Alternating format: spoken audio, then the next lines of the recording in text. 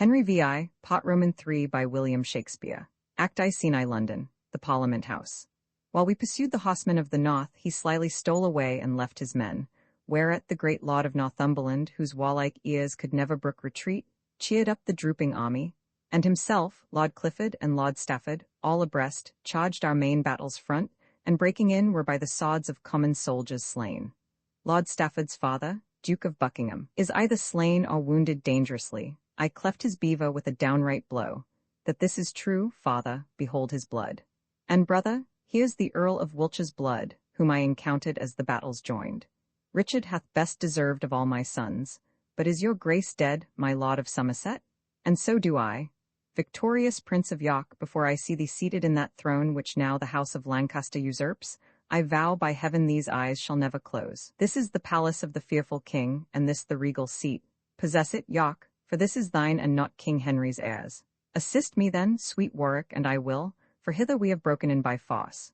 Thanks, gentle Norfolk. Stay by me, my lords, and soldiers, stay and lodge by me this night. They go up.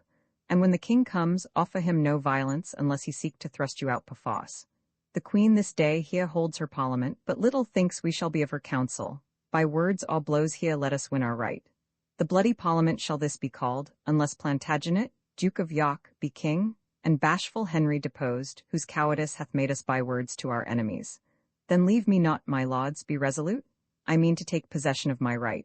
Neither the king, nor he that loves him best, the proudest he that holds up Lancaster, dares stir a wing, if Warwick shake his bells. I'll plant Plantagenet, root him up who dares. Resolve thee, Richard, claim the English crown. My lords, look where the sturdy rebel sits, even in the chair of state. Belike he means, backed by the power of Warwick, that false peer, to aspire unto the crown and reign as king. Earl of Northumberland, he slew thy father, and thine, Lord Clifford, and you both have vowed revenge on him, his sons, his favourites, and his friends. What shall we suffer this? Let's pluck him down. My heart for anger burns, I cannot brook it. Patience is for poltroons such as he durst not sit there, had your father lived. My gracious lord, here in the Parliament let us assail the family of York. Ah, know you not the city favours them, and they have troops of soldiers at their beck. Far be the thought of this from Henry's heart, to make a shambles of the Parliament House. Cousin of Exeter, frowns, words, and threats shall be the war that Henry means to use. Thou factious Duke of York, descend my throne, and kneel for grace and mercy at my feet. I am thy sovereign. Exeter, thou art a traitor to the crown in following this usurping Henry. He is both King and Duke of Lancaster, and that the Lord of Westmoreland shall maintain, and Warwick shall disprove it. You forget that we are those which chased you from the field and slew your fathers, and with colours spread marched through the city to the palace gates. Yes, Warwick, I remember it to my grief, and, by his soul, thou and thy house shall rue it. Plantagenet, of thee and these thy sons, thy kinsmen and thy friends, I'll have more lives than drops of blood were in my father's veins. Urge it no more, lest that, instead of words, I send thee, Warwick, such a messenger as shall revenge his death before I stir. Will you re-show our title to the crown? If not, our swords shall plead it in the field. What title hast thou, traitor, to the crown? Thy father was, as thou art, Duke of York, thy grandfather, Roger Mortimer, Earl of March. I am the son of Henry V, who made the Dauphin and the French to stoop and seized upon their towns and provinces. The Lord Protector lost it, and not I. When I was crowned I was but 9 months old. You are old enough now, and yet, methinks, you lose. Father, tear the crown from the usurper's head. Good brother, as thou lovest and honourest arms, let's fight it out and not stand cavilling thus. Plantagenet shall speak first. Hear him, lords, and be you silent and attentive too, for he that interrupts him shall not live. Think'st thou that I will leave my kingly throne, wherein my grandsire and my father sat? No, first shall war unpeople this my realm. I and their colours, often born in France and now in England to our heart's great sorrow, shall be my winding sheet. Why faint you, lords? My title's good and better far than his. Aside, I know not what to say. My title's weak. Tell me, may not a king adopt an heir? And if he may, then am I lawful king. For Richard, in the view of many lords, resigned the crown to Henry IV, whose heir my father was, and I am his. He rose against him, being his sovereign, and made him to resign his crown perforce. Suppose, my lords, he did it unconstrained, think you 'twere prejudicial to his crown? No, for he could not so resign his crown but that the next heir should succeed and reign. Plantagenet, for all the claim thou lay'st, think not that Henry shall be so deposed. Thou art deceived. 'Tis not thy southern power of Essex, Norfolk, Suffolk, nor of Kent, which makes thee thus presumptuous and proud, can set the Duke up in despite of me. King Henry, be thy title right or wrong, Lord Clifford vows to fight in thy defence. May that ground gape and swallow me alive, where I shall kneel to him that slew my father? Henry of Lancaster, resign thy crown. What mutter you, or what conspire you, lords? Do right unto this princely Duke of York, or I will fill the house with armed men, and over the chair of state where now he sits, write up his title with usurping blood. He stamps with his foot, and the soldiers show themselves. My Lord of Warwick, hear me but one word. Let me for this my lifetime reign as king. Confirm the crown to me and to mine heirs, and thou shalt reign in quiet while thou livest. I am content, Richard Plantagenet, enjoy the kingdom after my decease. Farewell, faint-hearted and degenerate king, in whose cold blood no spark of honour bides. Be thou a prey unto the house of York, and die in bands for this unmanly deed? In dreadful war mayst thou be overcome, or live in peace abandoned and despised. Exeunt Northumberland, Clifford, and Westmoreland. Not for myself, Lord Warwick, but my son, whom I unnaturally shall disinherit. But be it as it may, I here entail the crown to thee and to thine heirs for ever. Conditionally, that here thou take an oath to cease this civil war, and whilst I live, to honour me as thy king and sovereign, and neither by treason nor hostility to seek to put me down and reign thyself. Here comes the queen, whose looks bewray her anger. I'll steal away. Who can be patient in such extremes? Ah, wretched man, would I had died a maid and never seen thee, never borne thee son, seeing thou hast proved so unnatural a father. Hath he deserved to lose his birthright thus? Hadst thou but loved him half so well as I, or felt that pain which I did for him once, or nourished him as I did with my blood, thou wouldst have left thy dearest hot blood there, rather than have that savage duke thine heir, and disinherited thine only son. Father, you cannot disinherit me. If you be king, why should not I succeed? Pardon me, Margaret, pardon me. Sweet son, the Earl of Warwick and the Duke enfost me. Enfost thee? Art thou king, and wilt be fost? I shame to hear thee speak. Ah, timorous wretch, thou hast undone thyself, thy son, and me, and given unto the house of York such head as thou shalt reign but by their sufferance. To entail him and his heirs unto the crown, what is it, but to make thy sepulchre and creep into it far before thy time? Warwick is Chancellor and the Lord of Calais. Stern Falconbridge commands the narrow seas. The Duke is made protector of the realm, and yet shalt thou be safe? Such safety finds the trembling lamb environed with wolves. Had I been there, which am a silly woman, the soldiers should have tossed me on their pikes before I would have granted to that act. But thou preferst thy life before thine honour. And seeing thou dost, I here divorce myself both from thy table, Henry, and thy bed, until that Act of Parliament be repealed whereby my son is disinherited. The northern lords that have forsworn thy colours will follow mine, if once they see them spread, and spread they shall be, to thy foul disgrace and utter ruin of the house of York. Thus do I leave thee. Come, son, let's away. Our army is ready. Come, we'll after them. When I return with victory from the field, I'll see your grace. Till then I'll follow her. Poor queen, how love to me and to her son hath made her break out into terms of rage. Revenged may she be on that hateful duke, whose haughty spirit, winged with desire, will cost my crown, and like an empty eagle tire on the flesh of me and of my son. The loss of those 3 lords torments my heart. I'll write unto them and entreat them fair. Come, cousin, you shall be the messenger. Seen room into Sandal Castle. Why, how now, sons and brother? At a strife? What is your quarrel? How began it first? About that which concerns your grace and us? The crown of England, father, which is yours. Now you are heir, therefore enjoy it now. By giving the house of Lancaster leave to breathe, it will outrun you, father, in the end. But for a kingdom any oath may be broken. I would break 1,000 oaths to reign 1 year.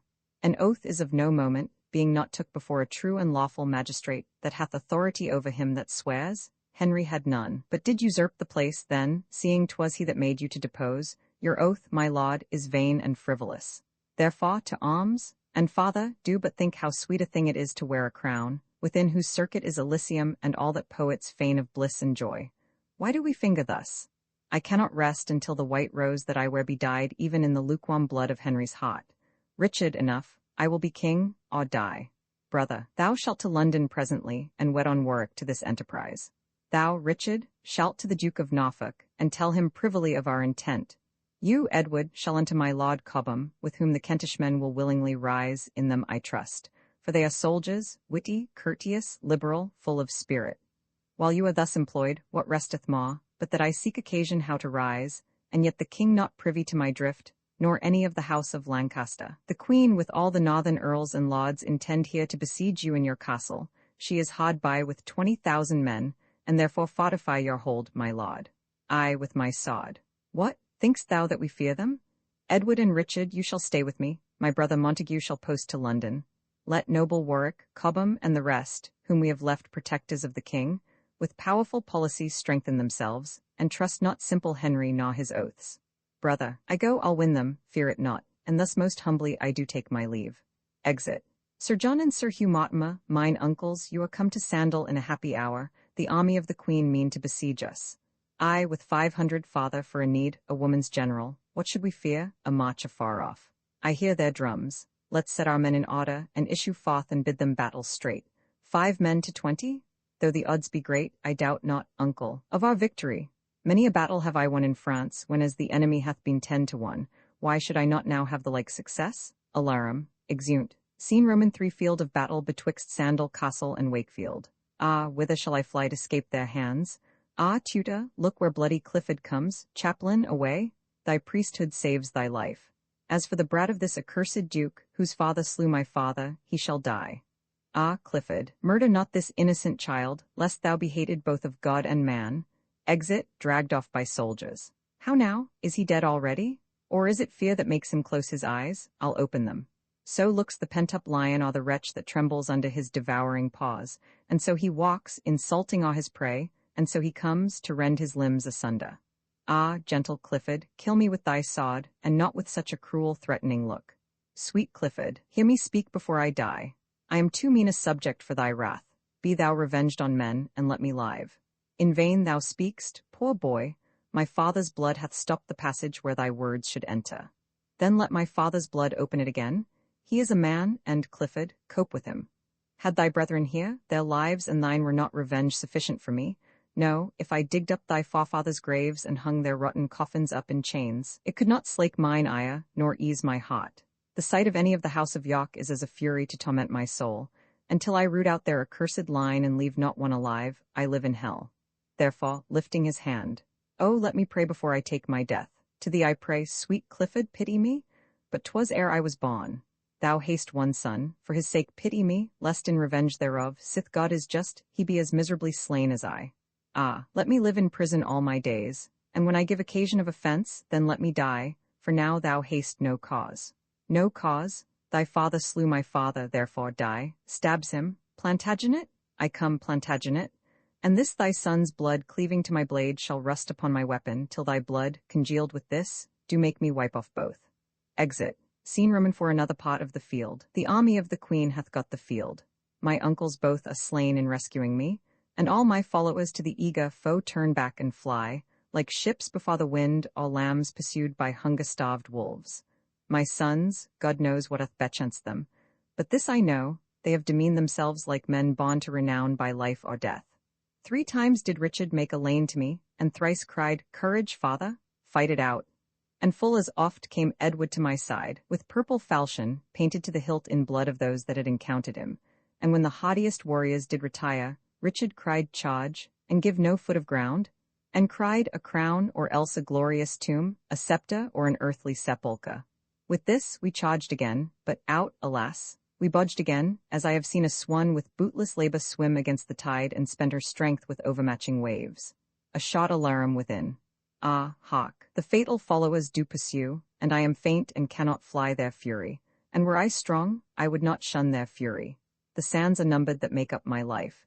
Here must I stay, and here my life must end. Come, bloody Clifford, rough Northumberland, I do your quenchless fury to more rage, I am your butt, and I abide your shot. I, to such mercy as his ruthless arm, with downright payment, showed unto my father. Now Phaethon hath tumbled from his car, and made an evening at the noontide prick. My ashes, as the phoenix, may bring forth a bird that will revenge upon you all, and in that hope I throw mine eyes to heaven, scorning whate'er you can afflict me with. Why come you not? What, multitudes and fear? So cowards fight when they can fly no further. So doves do peck the falcon's piercing talons, so desperate thieves, all hopeless of their lives, breathe out invectives gainst the officers. O Clifford, but bethink thee once again, and in thy thought o'errun my former time, and if thou canst for blushing, View this face and bite thy tongue, that slanders him with cowardice whose frown hath made thee faint and fly ere this. I will not bandy with thee word for word, but buckle with thee blows, twice 2 for 1. Hold, valiant Clifford. For 1,000 causes I would prolong a while the traitor's life. Wrath makes him deaf. Speak thou, Northumberland. Hold, Clifford. Do not honor him so much to prick thy finger, though to wound his heart. What valor were it, when a cur doth grin, for one to thrust his hand between his teeth, when he might spurn him with his foot away? It is was prize to take all vantages, and 10 to 1 is no impeach of valor. They lay hands on York who struggles. So triumph thieves upon their conquered booty, so true men yield, with robbers so o'ermatched. Brave warriors, Clifford and Northumberland, come, make him stand upon this molehill here, that wrought at mountains with outstretched arms, yet parted but the shadow with his hand. What, was it you that would be England's king? Wast you that revelled in our parliament and made a preachment of your high descent?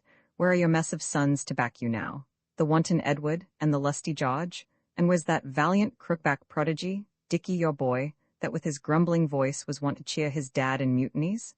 Ah, with the rest, where is your darling Rutland?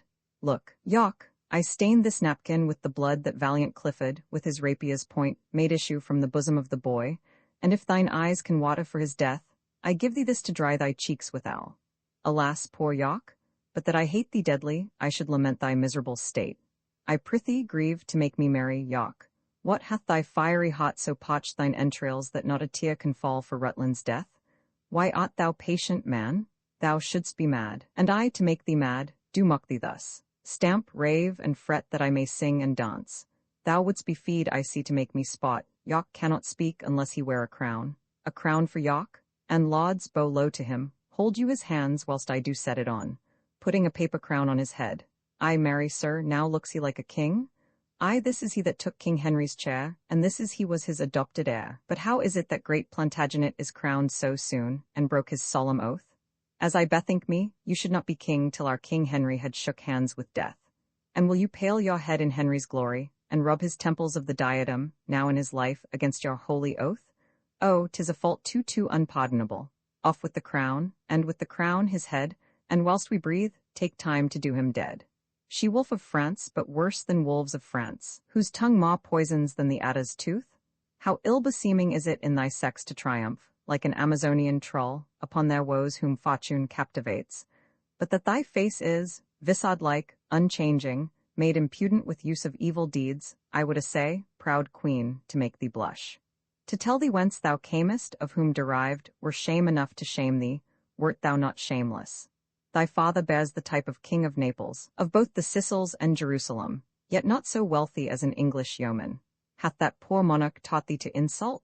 It needs not, nor it boots thee not, proud queen, unless the adage must be verified, that beggars mounted run their hoss to death.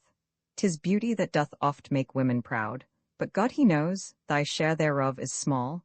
'Tis virtue that doth make them most admired, the contrary doth make thee wondered at.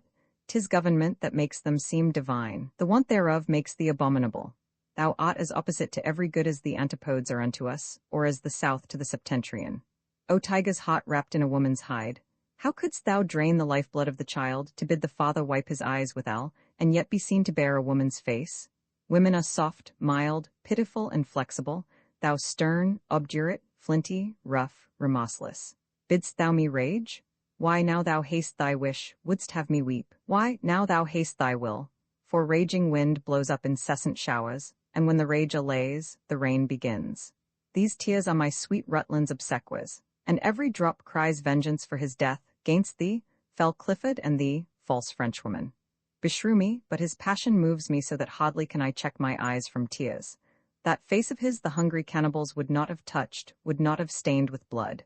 But you are more inhuman, more inexorable, oh, 10 times more than tigers of Hyrcania. See, ruthless queen, a hapless father's tears, this cloth thou dipp'st in blood of my sweet boy, and I with tears do wash the blood away. Keep thou the napkin and go boast of this, and if thou tell'st the heavy story right, upon my soul, the hearers will shed tears. Yea, even my foes will shed fast-falling tears and say, alas, it was a piteous deed? There, take the crown, and with the crown my curse, and in thy need such comfort come to thee as now I reap at thy too cruel hand. Hard-hearted Clifford, take me from the world, my soul to heaven, my blood upon your heads. Had he been slaughter man to all my kin, I should not for my life but weep with him, to see how inly sorrow gripes his soul. What, weeping ripe, my Lord Northumberland?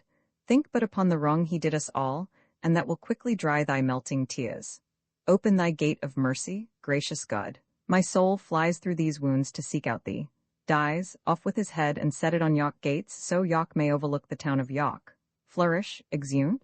Henry V.I., Pot Roman 3 by William Shakespeare. Uncopyright may you do good and not evil. May you find forgiveness for yourself and forgive others. May you share freely, never taking more than you give. Copyright pages exist to tell you that you can't do something.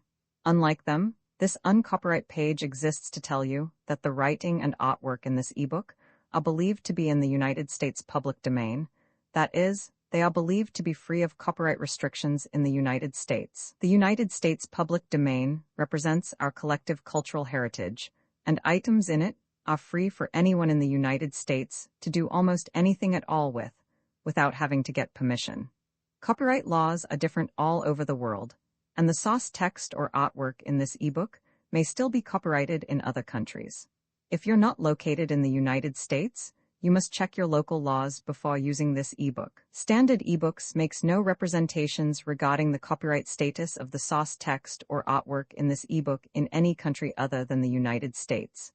Non-authorship activities performed on items that are in the public domain, so-called sweat of the brow, work, don't create a new copyright.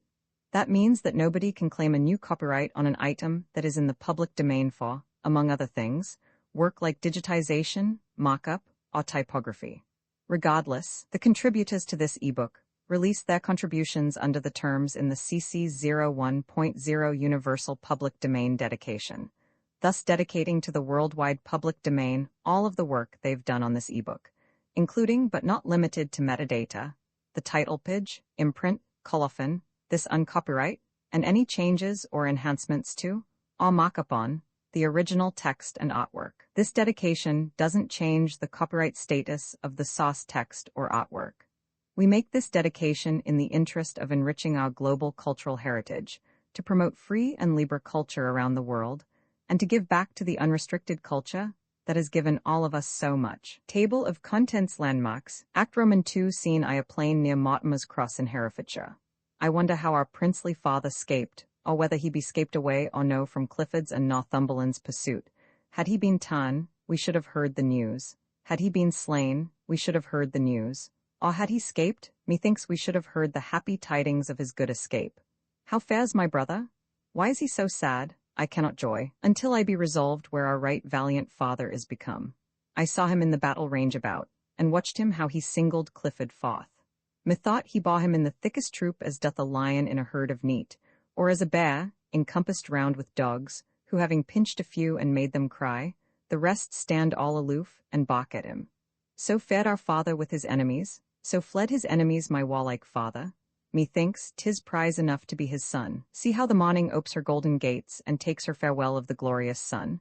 How well resembles it the prime of youth, trimmed like a younker prancing to his love. 3 glorious suns, each one a perfect sun, not separated with the racking clouds, but severed in a pale clear shining sky. See, they join, embrace, and seem to kiss, as if they vowed some league inviolable. Now are they but one lamp, one light, one sun. In this the heaven figures some event, 'tis wondrous strange, the like yet never heard of. I think it cites us, brother, to the field that we, the sons of brave Plantagenet, each one already blazing by our meads, should notwithstanding join our lights together and overshine the earth as this the world.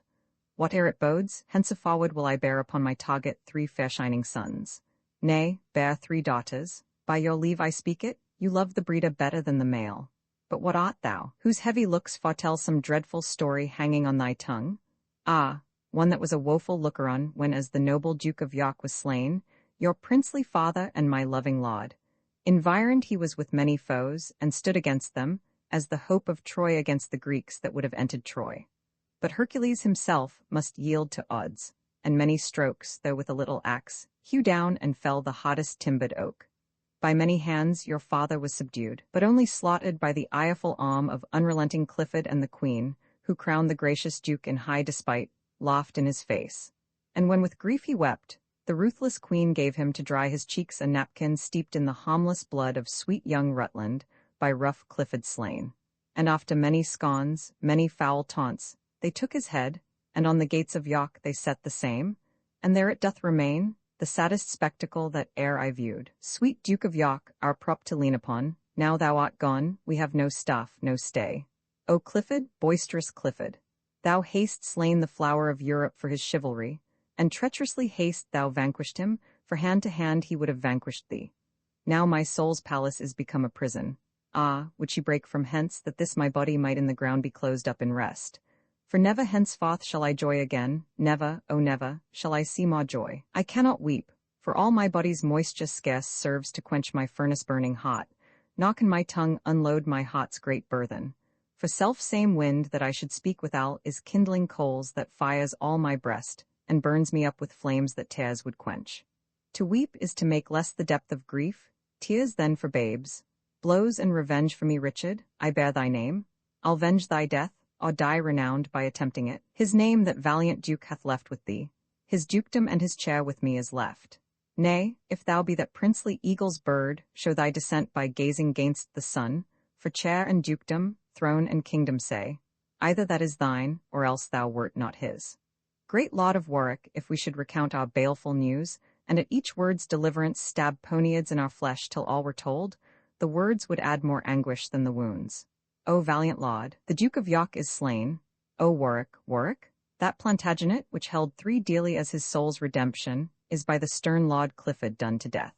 10 days ago I drowned these news in tears, and now, to add more measure to your woes, I come to tell you things sith then befallen. After the bloody fray at Wakefield fought, where your brave father breathed his latest gasp, tidings, as swiftly as the posts could run, were brought me of your loss and his depart. I, then in London keeper of the king, mustered my soldiers, gathered flocks of friends, and very well appointed, as I thought, marched toward St. Albans to intercept the Queen, bearing the king in my behalf along. For by my scouts I was advertised that she was coming with a full intent to dash our late decree in Parliament touching King Henry's oath and your succession. Short tale to make, we at St. Albans met our battles joined, and both sides fiercely fought. But whether 'twas the coldness of the king, who looked full gently on his warlike queen, that robbed my soldiers of their heated spleen, or whether 'twas report of her success, or more than common fear of Clifford's rigor, who thunders to his captives' blood and death, I cannot judge. But to conclude with truth, their weapons like to lightning came and went. Our soldiers, like the night owl's lazy flight, all like an idle thresher with a flail, fell gently down, as if they struck their friends. I cheered them up with justice of our cause, with promise of high pay and great rewards, but all in vain. They had no heart to fight, and we in them no hope to win the day, so that we fled, the king unto the queen. Lord George your brother, Norfolk and myself, in haste, post-haste, are come to join with you, for in the marches here we heard you were, making another head to fight again. Where is the Duke of Norfolk, gentle Warwick? And when came George from Burgundy to England? Some 6 miles off the Duke is with the soldiers, and for your brother, he was lately sent from your kind aunt, Duchess of Burgundy, with aid of soldiers to this needful war. 'Twas odds belike when valiant Warwick fled, oft have I heard his praises in pursuit, but ne'er till now his scandal of retire. Nor now my scandal, Richard, dost thou hear, for thou shalt know this strong right hand of mine can pluck the diadem from faint Henry's head, and wring the awful scepter from his fist, where he is famous and as bold in war as he is famed for mildness, peace, and prayer. I know it well, Lord Warwick, blame me not, 'tis love I bear thy glories makes me speak. But in this troublous time what's to be done? Shall we go throw away our coats of steel, and wrap our bodies in black mourning gowns, numbering our Ave Marys with our beads? Or shall we on the helmets of our foes tell our devotion with revengeful alms? If for the last, say aye, and to it, lords. Why, therefore Warwick came to seek you out, and therefore comes my brother Montague. Attend me, lords. The proud insulting queen, with Clifford and the hot Northumberland, and of their feather many mo proud birds, have wrought the easy-melting king like wax. He swore consent to your succession, his oath enrolled in the Parliament, and now to London all the crew are gone, to frustrate both his oath and what beside may make against the house of Lancaster. Their power, I think, is 30,000 strong. Now, if the help of Norfolk and myself, with all the friends that thou, brave Earl of March, amongst the loving Welshmen canst procure, will but amount to 25,000, why, via. To London will we march amain, and once again bestride our foaming steeds, and once again cry charge upon our foes, but never once again turn back and fly. I, now methinks I hear great Warwick speak, ne'er may he live to see a sunshine day that cries retire, if Warwick bid him stay. Laud Warwick, on thy shoulder will I lean, and when thou failst, as God forbid the hour, must Edward fall, which peril heaven forfend. No longer Earl of March, but Duke of York. The next degree is England's royal throne, for King of England shalt thou be proclaimed in every borough as we pass along. And he that throws not up his cap for joy, shall for the fault make forfeit of his head. King Edward, valiant Richard, Montague, stay we no longer, dreaming of renown, but sound the trumpets and about our task. Then, Clifford, were thy heart as hard as steel, as thou hast shown it flinty by thy deeds, I come to pierce it, or to give thee mine. The Duke of Norfolk sends you word by me, the Queen is coming with a puissant host, and craves your company for speedy counsel. Scene Roman 2 before York. Welcome, my lord, to this brave town of York. Yonder's the head of that arch enemy that sought to be encompassed with your crown. Doth not the object cheer your heart, my lord? I, as the rocks cheer them that fear their wreck, to see this sight, it irks my very soul. Withhold revenge, dear God, 'tis not my fault, nor wittingly have I infringed my vow. My gracious liege, this too much lenity and harmful pity must be laid aside. To whom do lions cast their gentle looks? Not to the beast that would usurp their den. Whose hand is that the forest bear doth lick? Not his that spoils her young before her face. Who scapes the lurking serpent's mortal sting? Not he that sets his foot upon her back. The smallest worm will turn being trodden on, and doves will peck in safeguard of their brood. Ambitious York doth level at thy crown, thou smiling while he knit his angry brows. He, but a duke, would have his son a king, and raise his issue, like a loving sire. Thou, being a king, blessed with a goodly son, didst yield consent to disinherit him, which argued thee a most unloving father. Unreasonable creatures feed their young, and though man's face be fearful to their eyes, yet, in protection of their tender ones, who hath not seen them, even with those wings which sometime they have used with fearful flight, make war with him that climbed unto their nest, offering their own lives in their young's defense. For shame, my liege, make them your precedent. Were it not pity that this goodly boy should lose his birthright by his father's fault, and long hereafter say unto his child, what my great-grandfather and his grandsire got my careless father fondly gave away? Ah, what a shame were this! Look on the boy, and let his manly face, which promiseth successful fortune, steel thy melting heart to hold thine own and leave thine own with him. Full well hath Clifford played the orator, inferring arguments of mighty force. But Clifford, tell me, didst thou never hear that things ill-got had ever bad success? And happy always was it for that son whose father for his haughting went to hell? I'll leave my son my virtuous deeds behind, and would my father had left me no more? For all the rest is held at such a rate as brings 1,000-fold more care to keep than in possession any jot of pleasure. Ah, cousin York, would thy best friends did know how it doth grieve me that thy head is here. My lord, cheer up your spirits, our foes are nigh, and this soft courage makes your followers faint. You promised knighthood to our forward son, unsheathe your sword, and dub him presently. Edward, kneel down. Edward Plantagenet, arise a knight, and learn this lesson, draw thy sword in right. My gracious father, by your kingly leave, I'll draw it as a parent to the crown, and in that quarrel use it to the death. Royal commanders, be in readiness, for with a band of 30,000 men comes Warwick, backing of the Duke of York. And in the towns, as they do march along, proclaims him king, and many fly to him. Darraign your battle, for they are at hand. I would your highness would depart the field, the queen hath best success when you are absent. My royal father, cheer these noble lords and hearten those that fight in your defence. Unsheathe your sword, good father, cry St. George. Now, perjured Henry, wilt thou kneel for grace and set thy diadem upon my head, or bide the mortal fortune of the field? Go, rate thy minions, proud insulting boy. Becomes it thee to be thus bold in terms before thy sovereign and thy lawful king? I am his king, and he should bow his knee. I was adopted heir by his consent, since when his oath is broke. For as I hear, you, that are king, though he do wear the crown, have caused him, by new act of parliament, to blot out me, and put his own son in. And reason too, who should succeed the father but the son? I, Crookback, here I stand to answer thee, or any he the proudest of thy sought. Why, how now, long-tongued Warwick, do you speak? When you and I met at St. Albans last, your legs did better service than your hands. Northumberland, I hold thee reverently. Break off the parley, for scarce I can refrain the execution of my big swollen heart upon that Clifford, that cruel child-killer. I, like a dastard and a treacherous coward, as thou didst kill our tender brother Rutland, but ere sunset I'll make thee curse the deed. I prithee, give no limits to my tongue, I am a king, and privileged to speak. My liege, the wound that bred this meeting here cannot be cured by words, therefore be still. Then, executioner, unsheathe thy sword, by him that made us all, I am resolved that Clifford's manhood lies upon his tongue. Say, Henry, shall I have my right, or no? 1,000 men have broke their fasts today, that ne'er shall dine unless thou yield the crown. If thou deny, their blood upon thy head, for York injustice puts his armor on.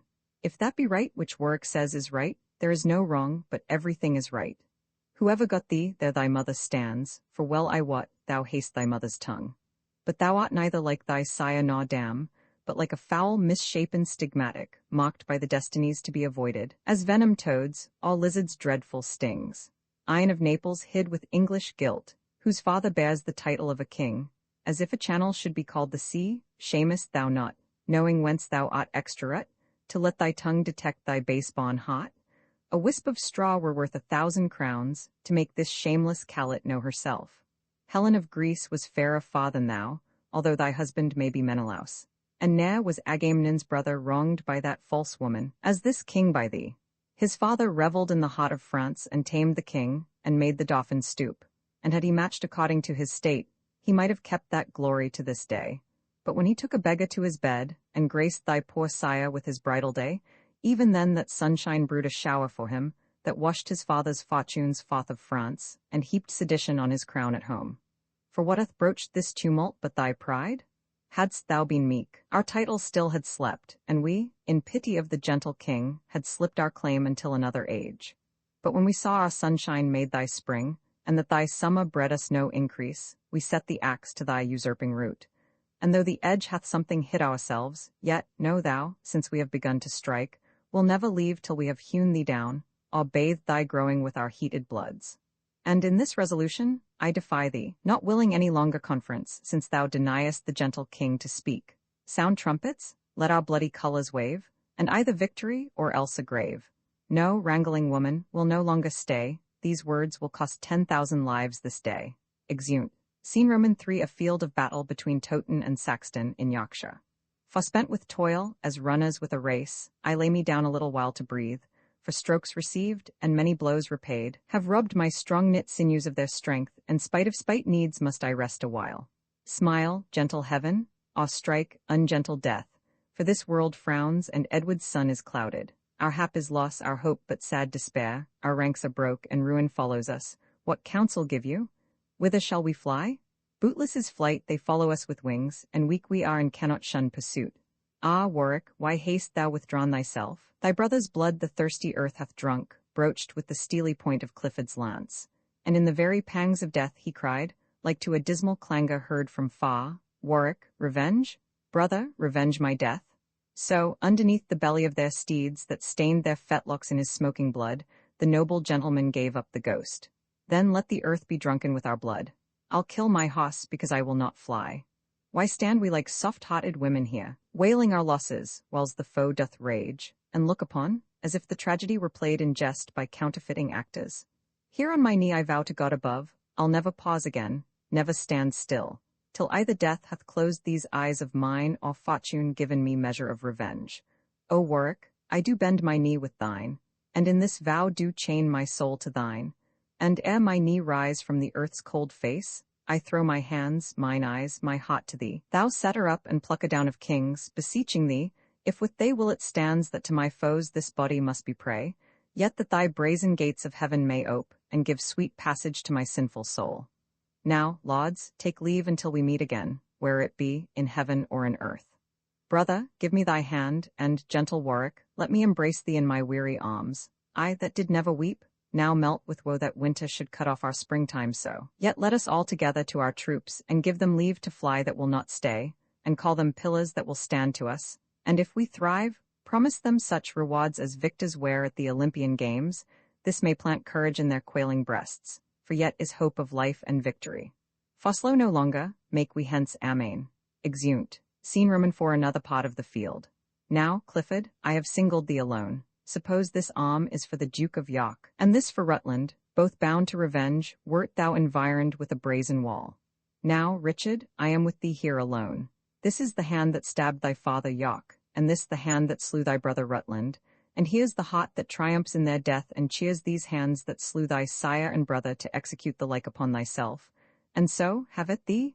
They fight. Warwick comes, Clifford flies. Nay, Warwick, single out some other chase, for I myself will hunt this wolf to death. Exeunt. Scene V. Another part of the field. This battle fares like to the morning's war, when dying clouds contend with growing light, what time the shepherd, blowing of his nails, can neither call it perfect day nor night. Now sways it this way, like a mighty sea forced by the tide to combat with the wind. Now sways it that way, like the self-same sea forced to retire by fury of the wind. Sometime the flood prevails, and then the wind. Now one the better, then another best, both tugging to be victors, breast to breast, yet neither conqueror nor conquered. So is the equal poise of this fell war. Here on this molehill will I sit me down. To whom God will, there be the victory? For Margaret my queen, and Clifford too, have chid me from the battle, swearing both they prosper best of all when I am thence. Would I were dead, if God's good will were so, for what is in this world but grief and woe? O God, methinks it were a happy life, to be no better than a homely swain, to sit upon a hill, as I do now, to carve out dials quaintly, point by point, thereby to see the minutes how they run, how many make the hour full complete, how many hours bring about the day, how many days will finish up the year, how many years a mortal man may live. When this is known, then to divide the times, so many hours must I tend my flock, so many hours must I take my rest, so many hours must I contemplate, so many hours must I spot myself, so many days my ewes have been with young, so many weeks ere the poor fools will e'en, so many years ere I shall shear the fleece, so minutes, hours, days, months, and years, passed over to the end they were created, would bring white hairs unto a quiet grave. Ah, what a life were this! How sweet! How lovely! Gives not the hawthorn bush a sweeter shade to shepherds looking on their silly sheep, than doth a rich embroidered canopy to kings that fear their subjects' treachery? Oh, yes, it doth. 1,000-fold it doth. And to conclude, the shepherd's homely curds, his cold, thin drink out of his leather bottle, his wonted sleep under a fresh tree's shade, all which secure and sweetly he enjoys, is far beyond a prince's delicates, his viands sparkling in a golden cup, his body couched in a curious bed, when care, mistrust, and treason waits on him. Ill blows the wind that profits nobody.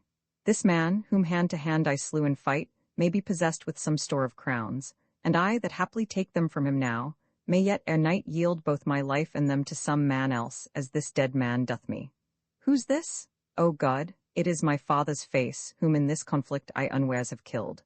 O heavy times, begetting such events, from London by the king was I pressed forth, my father, being the Earl of Warwick's man, came on the pot of York, pressed by his master. And I, who at his hands received my life, have by my hands of life bereaved him. Pardon me, God, I knew not what I did, and pardon, Father, for I knew not thee. My tears shall wipe away these bloody marks, and no more words till they have flowed their fill. O piteous spectacle! O bloody times, whiles lions war and battle for their dens, poor harmless lambs abide their enmity. Weep, wretched man, I'll aid thee tear for tear, and let our hearts and eyes, like civil war, be blind with tears, and break outcharged with grief. Thou that so stoutly hast resisted me, give me thy gold if thou hast any gold, for I have bought it with 100 blows. But let me see, is this our foeman's face? Ah, no, no, no, it is mine only son.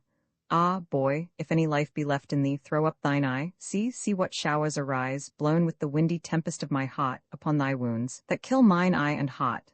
O pity, God, this miserable age! What stratagems, how fell, how butchily, erroneous, mutinous, and unnatural, this deadly quarrel daily doth beget. O boy, thy father gave thee life too soon, and hath bereft thee of thy life too late. Woe above woe, grief more than common grief. O that my death would stay these ruthful deeds. O pity, pity, gentle heaven, pity! The red rose and the white are on his face, the fatal colours of our striving houses. The one his purple blood right well resembles, the other his pale cheeks, methinks, presenteth, with a one rose, and let the other flourish. If you contend, 1,000 lives must wither. How will my mother for a father's death take on with me, and ne'er be satisfied? How will my wife for slaughter of my son shed seas of tears, and ne'er be satisfied? How will the country for these woeful chances misthink the king, and not be satisfied? Was ever king so grieved for subjects' woe? Much is your sorrow, mine 10 times so much. These arms of mine shall be thy winding sheet, my hot, sweet boy, shall be thy sepulchre, for from my heart thine image ne'er shall go.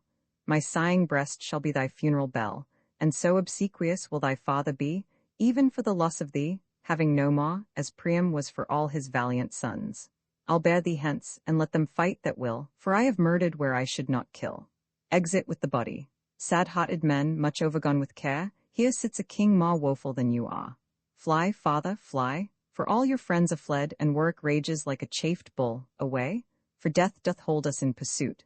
Mount you, my lord, towards Berwick post Amain, Edward and Richard, like a brace of greyhounds having the fearful flying hare in sight, with fiery eyes sparkling for very wrath, and bloody steel grasped in their ireful hands, are at our backs, and therefore hence Amain. Away, for vengeance comes along with them. Nay, stay not to expostulate, make speed, or else come after. I'll away before. Nay, take me with thee, good sweet Exeter, not that I fear to stay, but love to go whither the Queen intends. Forward, away, exeunt, seen vi another part of the field. Here burns my candle out, aye, here it dies, which, whiles it lasted, gave King Henry light. O Lancaster, I fear thy overthrow more than my body's parting with my soul. My love and fear glued many friends to thee, and now I fall thy tough commixture melts. Impairing Henry, strengthening misproud York, the common people swarm like summer flies, and whither fly the gnats but to the sun? And who shines now but Henry's enemies? O Phoebus, hadst thou never given consent that Phaethon should check thy fiery steeds, thy burning car never had scotched the earth.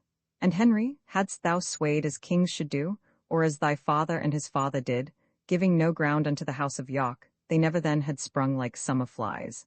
I and 10,000 in this luckless realm had left no mourning widows for our death, and thou this day hadst kept thy chair in peace. For what doth cherish weeds but gentle air? And what makes robbers bold but too much lenity? Bootless are plaints, and cureless are my wounds, no way to fly, nor strength to hold out flight. The foe is merciless and will not pity, for at their hands I have deserved no pity. The air hath got into my deadly wounds, and much effuse of blood doth make me faint. Come, York and Richard, Warwick and the rest, I stabbed your father's bosoms, split my breast. He faints. Now breathe we, lauds, good fortune bids us pause, and smooth the frowns of war with peaceful looks. Some troops pursue the bloody-minded queen, that led calm Henry, though he were a king, as doth a sail, filled with a fretting gust, command an argosy to stem the waves. But think you, lauds, that Clifford fled with them? No, 'tis impossible he should escape, for though before his face I speak the words, your brother Richard mocked him for the grave, and wheresoe'er he is, he's surely dead. Clifford groans and dies. See who it is, and now the battle's ended, if friend or foe, let him be gently used. Revoke that doom of mercy, for 'tis Clifford, who not contented that he lopped the branch in hewing Rutland when his leaves put forth, but set his murdering knife unto the root from whence that tender spray did sweetly spring, I mean our princely father, Duke of York. From off the gates of York fetch down the head, your father's head, which Clifford placed there. Instead whereof let this supply the room. Measure for measure must be answered. Bring forth that fatal screech-owl to our house, that nothing sung but death to us and ours. Now death shall stop his dismal threatening sound, and his ill-boding tongue no more shall speak. I think his understanding is bereft. Speak, Clifford, dost thou know who speaks to thee? Dark cloudy death o'ershades his beams of life, and he nor sees nor hears us what we say. Oh, would he did! And so perhaps he doth, 'tis but his policy to counterfeit, because he would avoid such bitter taunts which in the time of death he gave our father. What, not an oath? Nay, then the world goes hard when Clifford cannot spare his friends an oath. I know by that he's dead, and by my soul, if this right hand would buy 2 hours' life, that I in all despite might rail at him, this hand should chop it off, and with the issuing blood stifle the villain whose unstanched thirst York and young Rutland could not satisfy. Aye, but he's dead. Off with the traitor's head, and rear it in the place your father's stands. And now to London with triumphant march, that to be crowned England's royal king, from whence shall Warwick cut the sea to France, and ask the Lady Bona for thy queen? So shalt thou sinew both these lands together, and having France thy friend, thou shalt not dread the scattered foe that hopes to rise again, for though they cannot greatly sting to hurt, yet look to have them buzz to offend thine ears. First will I see the coronation, and then to Brittany I'll cross the sea, to effect this marriage, so it please my lord.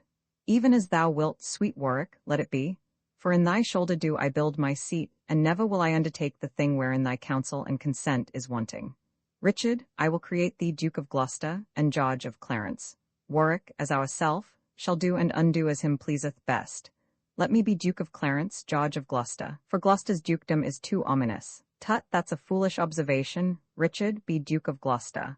Now to London to see these honours in possession. Exeunt. Act Roman 3. Scene I a forest in the north of England. Under this thick-grown brake we'll shroud ourselves, for through this lawn anon the deer will come, and in this covert will we make our stand, culling the principle of all the deer. That cannot be. The noise of thy crossbow will scare the herd, and so my shoot is lost. Here stand we both, and aim we at the best, and, for the time shall not seem tedious, I'll tell thee what befell me on a day in this self-place where now we mean to stand. From Scotland am I stol'n, even of pure love, to greet mine own land with my wishful sight. No, Harry, 'tis no land of thine. Thy place is filled, thy sceptre wrung from thee, thy balm washed off wherewith thou wast anointed. No bending knee will call thee Caesar now. No humble suitors press to speak for right, no, not a man comes for redress of thee. For how can I help them, and not myself?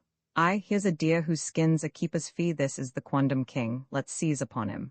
Let me embrace thee, sour adversity, for wise men say it is the wisest course. My queen and son are gone to France for aid, and as I hear, the great commanding Warwick is thither gone, to crave the French king's sister to wife for Edward. If this news be true, poor queen and son, your labour is but lost. For Warwick is a subtle orator, and Lewis a prince soon won with moving words. By this account then Margaret may win him, for she's a woman to be pitied much. Her sighs will make a battery in his breast, her tears will pierce into a marble heart, the tiger will be mild while she doth mourn, and Nero will be tainted with remorse, to hear and see her plaints, her brinish tears. Ay, but she's come to beg Warwick to give, she on his left side, craving aid for Henry, he, on his right, asking a wife for Edward. She weeps and says her Henry is deposed, he smiles and says his Edward is installed. That she, poor wretch, for grief can speak no more, whiles Warwick tells his title, smooths the wrong, inferreth arguments of mighty strength, and in conclusion wins the king from her, with promise of his sister, and what else, to strengthen and support King Edward's place. O Margaret, thus 'twill be, and thou, poor soul, art then forsaken, as thou wentst fall on. More than I seem, and less than I was born to, a man at least, for less I should not be, and men may talk of kings, and why not I? My crown is in my heart, not on my head, not decked with diamonds and Indian stones, not to be seen. My crown is called content, a crown it is that seldom kings enjoy. Well, if you be a king crowned with content, your crown content, and you must be contented to go along with us. For as we think, you are the king King Edward hath deposed, and we his subjects sworn in all allegiance will apprehend you as his enemy. I was anointed king at 9 months old, my father and my grandfather were kings, and you were sworn true subjects unto me, and tell me then, have you not broke your oaths? No, for we were subjects but while you were king. Why, am I dead? Do I not breathe a man? Ah, simple men, you know not what you swear. Look, as I blow this feather from my face, and as the air blows it to me again, obeying with my wind when I do blow, and yielding to another when it blows, commanded always by the great August. Such is the lightness of you common men. But do not break your oaths, for of that sin my mild entreaty shall not make you guilty. Go where you will, the king shall be commanded, and be you kings, command, and I'll obey. So would you be again to Henry, if he were seated as King Edward is. We charge you, in God's name, and the king's, to go with us unto the offices. In God's name, lead, your king's name be obeyed, and what God will, that let your king perform, and what he will, I humbly yield unto. Exeunt. Scene Roman 2 London. The Palace. Brother of Gloucester, at St. Albans Field this lady's husband, Sir Richard Grey, was slain, his lands then seized on by the Conqueror. Her suit is now to repossess those lands, which we in justice cannot well deny, because in quarrel of the house of York the worthy gentleman did lose his life. Your Highness shall do well to grant her suit, it were dishonour to deny it her. Aside to Clarence. Yea, is it so? I see the lady hath a thing to grant before the king will grant her humble suit. Widow, we will consider of your suit, and come some other time to know our mind. Right gracious lord, I cannot brook delay, may it please your Highness to resolve me now, and what your pleasure is, shall satisfy me. Aside to Clarence, I, widow? Then I'll warrant you all your lands, and if what pleases him shall pleasure you. Fight closer, or, good faith, you'll catch a blow. Aside to Clarence, I, good leave have you, for you will have leave, till youth take leave and leave you to the crutch. Gloucester and Clarence retire, I, but I fear me in another sense. What love, think'st thou, I sue so much to get? My love till death, my humble thanks, my prayers, that love which virtue begs and virtue grants. My mind will never grant what I perceive your Highness aims at, if I aim aright. Why then mine honesty shall be my dower, for by that loss I will not purchase them. Herein your highness wrongs both them and me. But mighty lord, this merry inclination accords not with the sadness of my suit. Please you dismiss me, either with aye or no. Aye, if thou wilt say aye to my request, no, if thou dost say no to my demand. Aside, her looks do argue her replete with modesty, her words do show her wit incomparable. All her perfections challenge sovereignty. One way or other, she is for a king, and she shall be my love or else my queen. Say that King Edward take thee for his queen? 'Tis better said than done, my gracious lord. I am a subject fit to jest withal, but far unfit to be a sovereign. Sweet widow, by my state I swear to thee, I speak no more than what my soul intends, and that is, to enjoy thee for my love, and that is more than I will yield unto. I know I am too mean to be your queen, and yet too good to be your concubine.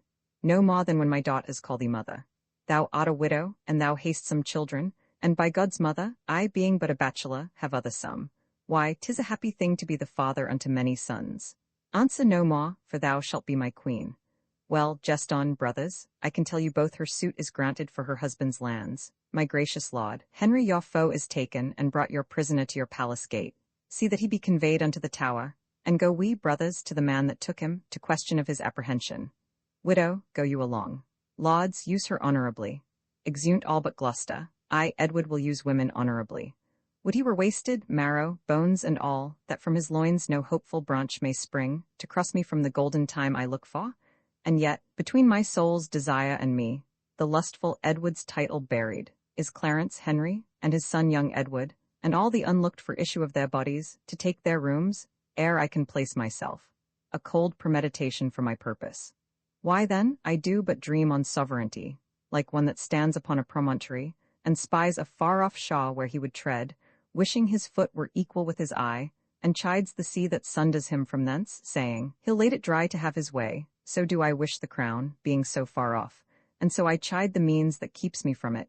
And so I say, I'll cut the causes off, flattering me with impossibilities.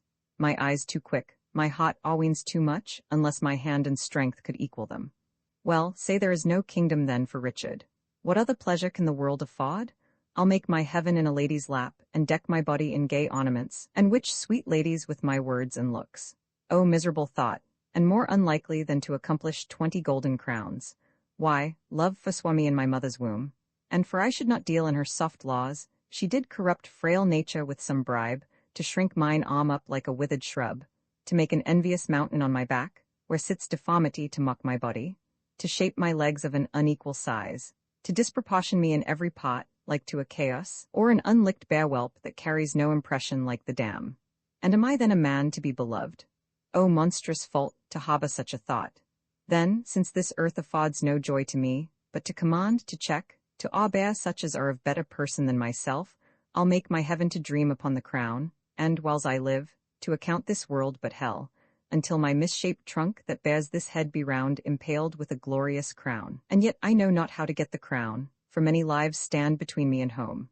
And I, like one lost in a thorny wood, that rends the thorns and is rent with the thorns, seeking a way and straying from the way, not knowing how to find the open air, but toiling desperately to find it out, torment myself to catch the English crown, and from that torment I will free myself, or hew my way out with a bloody axe.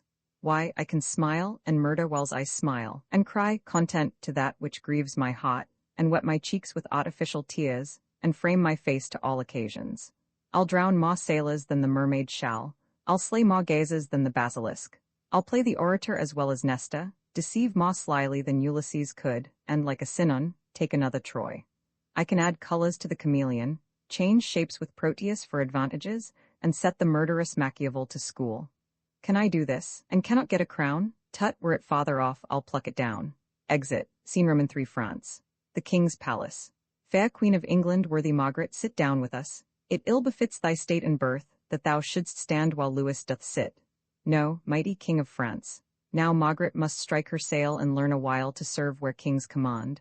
I was, I must confess, great Albion's queen in former golden days, but now mischance hath trod my title down, and with dishonour laid me on the ground, where I must take like seat unto my fortune, and to my humble seat conform myself. From such a cause as fills mine eyes with tears and stops my tongue, while heart is drowned in cares. Whate'er it be thou still like thyself, and sit thee by our side, seats her by him. Yield not thy neck to fortune's yoke, but let thy dauntless mind still ride in triumph over all mischance. Be plain, Queen Margaret, and tell thy grief, it shall be eased if France can yield relief. Those gracious words revive my drooping thoughts and give my tongue-tied sorrows leave to speak. Now, therefore, be it known to noble Louis, that Henry, sole possessor of my love, is of a king become a banished man, and forced to live in Scotland a fallen, while proud ambitious Edward Duke of York usurps the regal title and the seat of England's true anointed lawful king. This is the cause that I, poor Margaret, with this my son, Prince Edward, Henry's heir, am come to crave thy just and lawful aid, and if thou fail us, all our hope is done. Scotland hath will to help, but cannot help. Our people and our peers are both misled, our treasures seized, our soldiers put to flight, and as thou seest, ourselves in heavy plight. Renowned Queen, with patience calm the storm, while we bethink a means to break it off. Oh, but impatience waiteth on true sorrow, and see where comes the breeder of my sorrow. Aye, now begins a second storm to rise, for this is he that moves both wind and tide.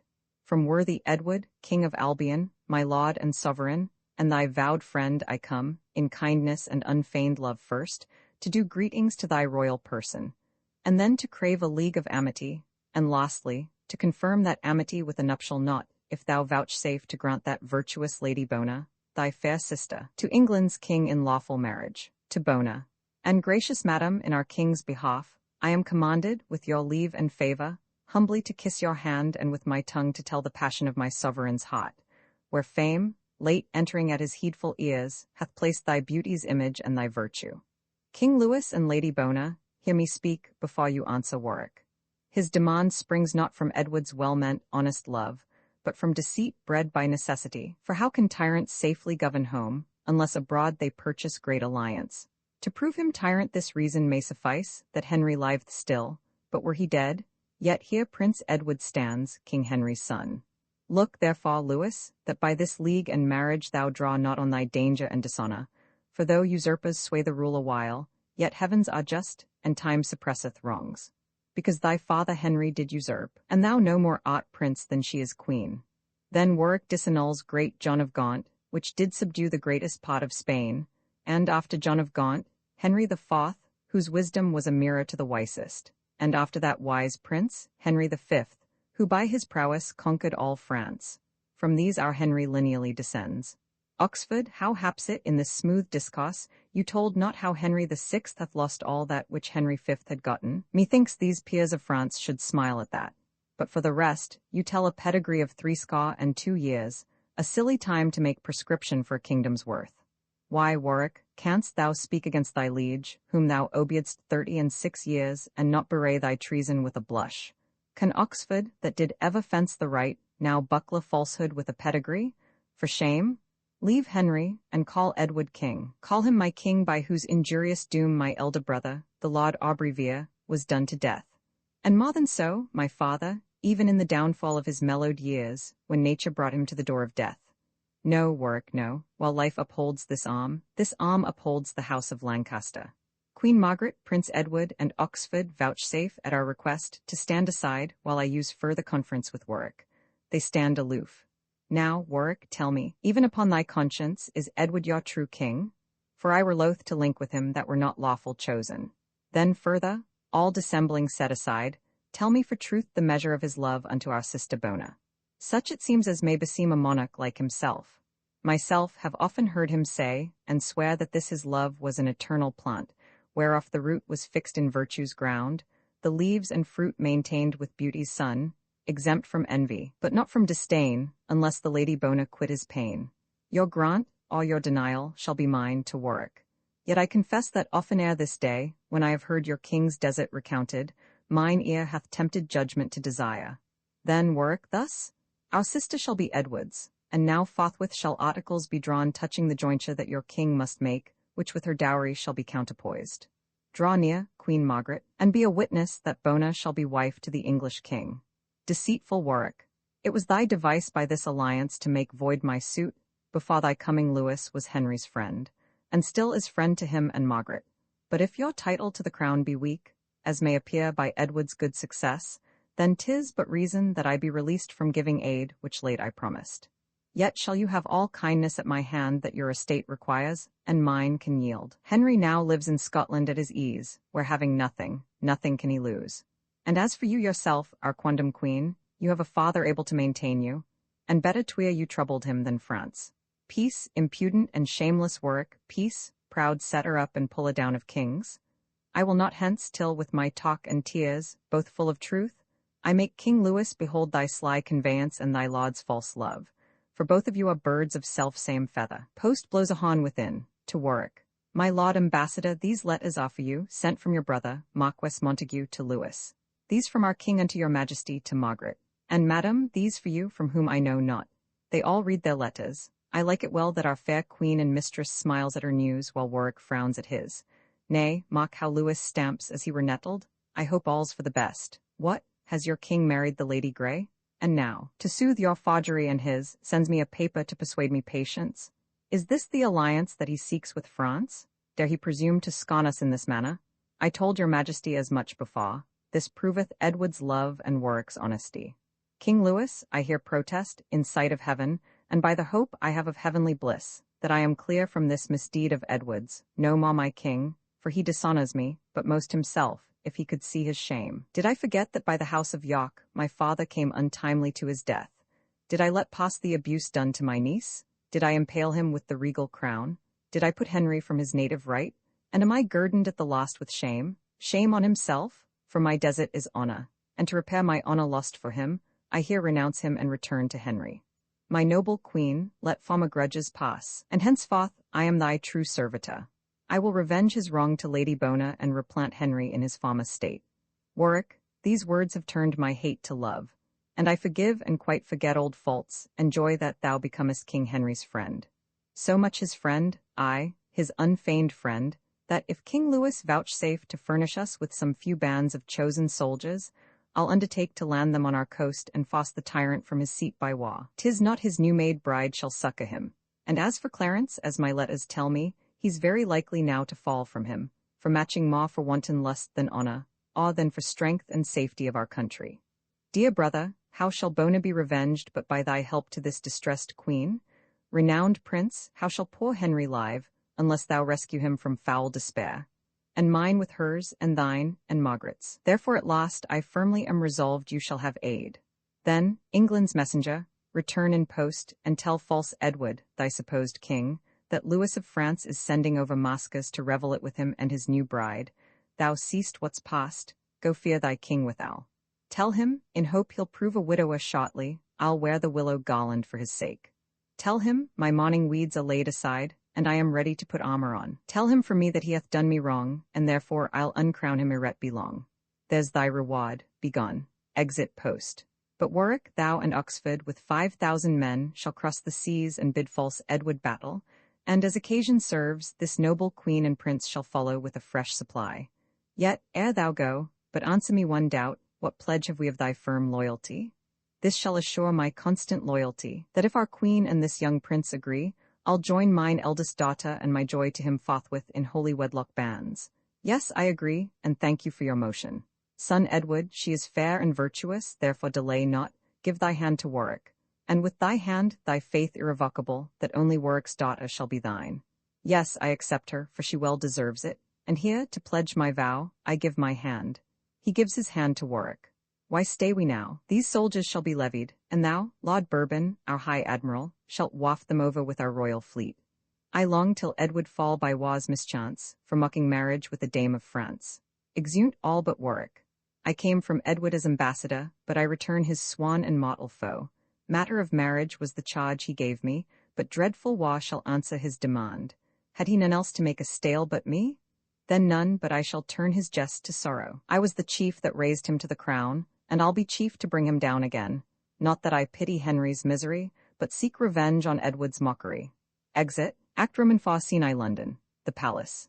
Now tell me, brother Clarence, what think you of this new marriage with the Lady Grey? Hath not our brother made a worthy choice? Alas, you know, 'tis far from hence to France. How could he stay till Warwick made return?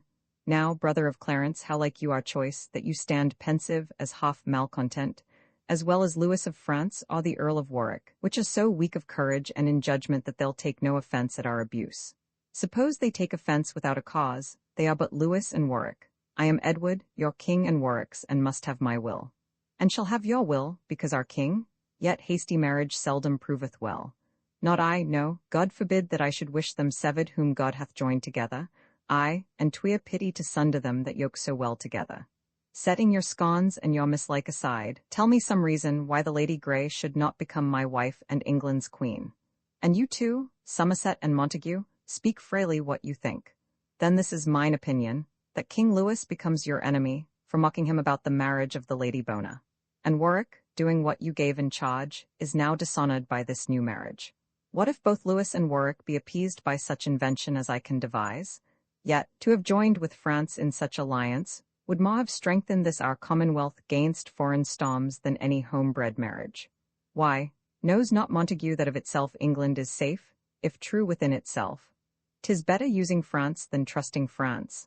Let us be backed with God, and with the seas which he hath given for fence impregnable, and with their helps only defend ourselves. In them, and in ourselves, our safety lies. For this one speech, Lord Hastings well deserves to have the air of the Lord Hungerford. Ay, what of that? It was my will and grant, and for this once my will shall stand for law. And yet methinks your grace hath not done well, to give the heir and daughter of Lord Scales unto the brother of your loving bride. She better would have fitted me or Clarence, but in your bride you bury brotherhood. Or else you would not have bestowed the heir of the Lord Bonville on your new wife's son, and leave your brothers to go speed elsewhere. Alas, poor Clarence, is it for a wife that thou art malcontent? I will provide thee. In choosing for yourself, you showed your judgment, which being shallow, you give me leave to play the broker in mine own behalf.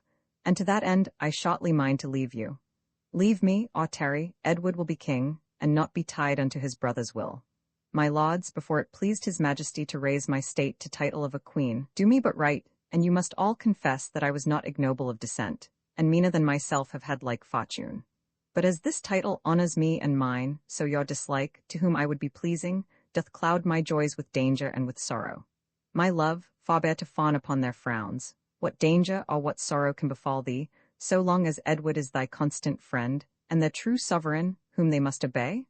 Nay, whom they shall obey, and love thee too, unless they seek for hatred at my hands, which if they do, yet will I keep thee safe, and they shall feel the vengeance of my wrath. Now, messenger, what letters or what news from France? My sovereign liege, no letters, and few words, but such as I, without your special pardon, dare not relate. Go to, we pardon thee, therefore, in brief, tell me their words as near as thou canst guess them. What answer makes King Louis unto our letters? At my depart, these were his very words. Go tell false Edward, thy supposed king, that Louis of France is sending over Mascus to revel it with him and his new bride. Is Louis so brave? Belike he thinks me Henry. But what said Lady Bona to my marriage? These were her words, uttered with mad disdain. Tell him, in hope he'll prove a widower shortly, I'll wear the willow garland for his sake. I blame not her, she could say little less, she had the wrong. But what said Henry's queen? For I have heard that she was there in place. Tell him, quoth she, my morning weeds are done, and I am ready to put armour on. Belike she minds to play the Amazon. But what said Warwick to these injuries? He, more incensed against your majesty than all the rest, discharged me with these words. Tell him from me that he hath done me wrong, and therefore I'll uncrown him ere it be long. Ha, durst the traitor breathe out so proud words? Well, I will arm me. Being thus forewarned, they shall have wars and pay for their presumption. But say, is Warwick friends with Margaret? Ay, gracious sovereign, they are so linked in friendship that young Prince Edward marries Warwick's daughter. Belike the elder, Clarence will have the younger. Now, brother king, farewell, and sit you fast, for I will hence to Warwick's other daughter, that though I want a kingdom, yet in marriage I may not prove inferior to yourself. You that love me and Warwick, follow me. Exit Clarence, and Somerset follows, aside. Not I, my thoughts aim at a further matter. I stay not for the love of Edward but the crown. Clarence and Somerset both gone to Warwick, yet am I armed against the worst can happen, and haste is needful in this desperate case. Pembroke and Stafford, you in our behalf go levy men, and make prepare for war. They are all ready, or quickly will be landed. Myself in person will straight follow you. Exeunt Pembroke and Stafford. But ere I go, Hastings and Montague, resolve my doubt. You twain, of all the rest, are near to Warwick by blood and by alliance. Tell me if you love Warwick more than me. If it be so, then both depart to him. I rather wish you foes than hollow friends, but if you mind to hold your true obedience, give me assurance with some friendly vow, that I may never have you in suspect. Why so? then am I sure of victory. Now therefore let us hence and lose no hour, till we meet Warwick with his foreign power. Exeunt. Scene room into a plain in Warwickshire. Trust me, my lord, all hitherto goes well. The common people by numbers swarm to us. But see where Somerset and Clarence come. Speak suddenly, my lords, are we all friends? Then, gentle Clarence, welcome unto Warwick. And welcome, Somerset. I hold it cowardice to rest mistrustful where a noble heart hath pawned an open hand in sign of love. Else might I think that Clarence, Edward's brother, were but a feigned friend to our proceedings. But welcome, sweet Clarence, my daughter shall be thine. And now what rests but, in night's coverture, thy brother being carelessly encamped, his soldiers lurking in the towns about, and but attended by a simple guard, we may surprise and take him at our pleasure. Our scouts have found the adventure very easy, that as Ulysses and stout Diomed with sleight and manhood stole to Rhesus' tents, and brought from thence the Thracian fatal steeds, so we, well covered with the knight's black mantle, at unawares may beat down Edward's god and seize himself. I say not slaughter him, for I intend but only to surprise him. You that will follow me to this attempt, applaud the name of Henry with your leader. They all cry, Henry? Why then, let's on our way in silent sought for Warwick and his friends, God and St. George. Exeunt. Scene room in 3 Edward's camp near Warwick. Come on, my masters, each man take his stand. The king by this is set him down to sleep. Why, no, for he hath made a solemn vow never to lie and take his natural rest till Warwick or himself be quite suppressed. Tomorrow then belike shall be the day, if Warwick be so near as men report. But say, I pray, what nobleman is that with the king here resteth in his tent? Oh, is it so? But why commands the king that his chief followers lodge in towns about him, while he himself keeps in the cold field? Ay, but give me worship and quietness, I like it better than a dangerous honour. If Warwick knew in what estate he stands, 'tis to be doubted he would waken him. Ay, wherefore else God we his royal tent, but to defend his person from night foes? This is his tent, and see where stand his God. Courage, my masters, honour now or never, but follow me, and Edward shall be ours. Richard and Hastings, let them go. Here is the Duke. The Duke? Why, Warwick, when we parted, thou calledst me king. Ay, but the case is altered. When you disgraced me in my embassade, then I degraded you from being king, and come now to create you Duke of York. Alas, how should you govern any kingdom that know not how to use ambassadors, nor how to be contented with one wife, nor how to use your brothers brotherly, nor how to study for the people's welfare, nor how to shroud yourself from enemies? Yea, brother of Clarence, art thou here too? Nay, then I see that Edward needs must down. Yet, Warwick, in despite of all mischance of thee thyself and all thy complices, Edward will always bear himself as king, though fortune's malice overthrow my state, my mind exceeds the compass of her wheel. Then for his mind, be Edward England's king, takes off his crown. But Henry now shall wear the English crown, and be true king indeed, thou but the shadow. My lord of Somerset, at my request, see that forthwith Duke Edward be conveyed unto my brother, Archbishop of York. When I have fought with Pembroke and his fellows, I'll follow you, and tell what Answer Lewis and the Lady Bona send to him. Now, for a while farewell, good Duke of York. They lead him out forcibly. What fates impose, that men must needs abide, it boots not to resist both wind and tide. Exit guarded. What now remains, my lords, for us to do but march to London with our soldiers? Aye, that's the first thing that we have to do, to free King Henry from imprisonment, and see him seated in the regal throne. Exeunt. Scene room in Fall London, the palace. Why, brother Rivers, are you yet to learn what late misfortune is befallen King Edward? Ay, almost slain, for he is taken prisoner, either betrayed by falsehood of his God, or by his foe surprised at unawares. And, as I further have to understand, is new committed to the Bishop of York, fell Warwick's brother, and by that our foe. These news, I must confess, are full of grief. Yet, gracious madam, bear it as you may. Warwick may lose that now hath won the day. Till then, fair hope must hinder life's decay. And I the rather wean me from despair for love of Edward's offspring in my womb. This is it that makes me bridle passion, and bear with mildness my misfortune's cross. I, for this I draw in many a tear, and stop the rising of blood-sucking sighs, lest with my sighs or tears I blast or drown King Edward's fruit, true heir to the English crown. I am informed that he comes towards London, to set the crown once more on Henry's head. Guess thou the rest. King Edward's friends must down, but, to prevent the tyrant's violence, for trust not him that hath once broken faith, I'll hence forthwith unto the sanctuary, to save at least the heir of Edward's right. There shall I rest secure from false and fraud. Come, therefore, let us fly while we may fly. If Warwick take us, we are sure to die. Exeunt. Scene v. a park near Middleham Castle in Yorkshire. Now, my Lord Hastings and Sir William Stanley, leave off to wonder why I drew you hither, into this chiefest thicket of the park. Thus stands the case.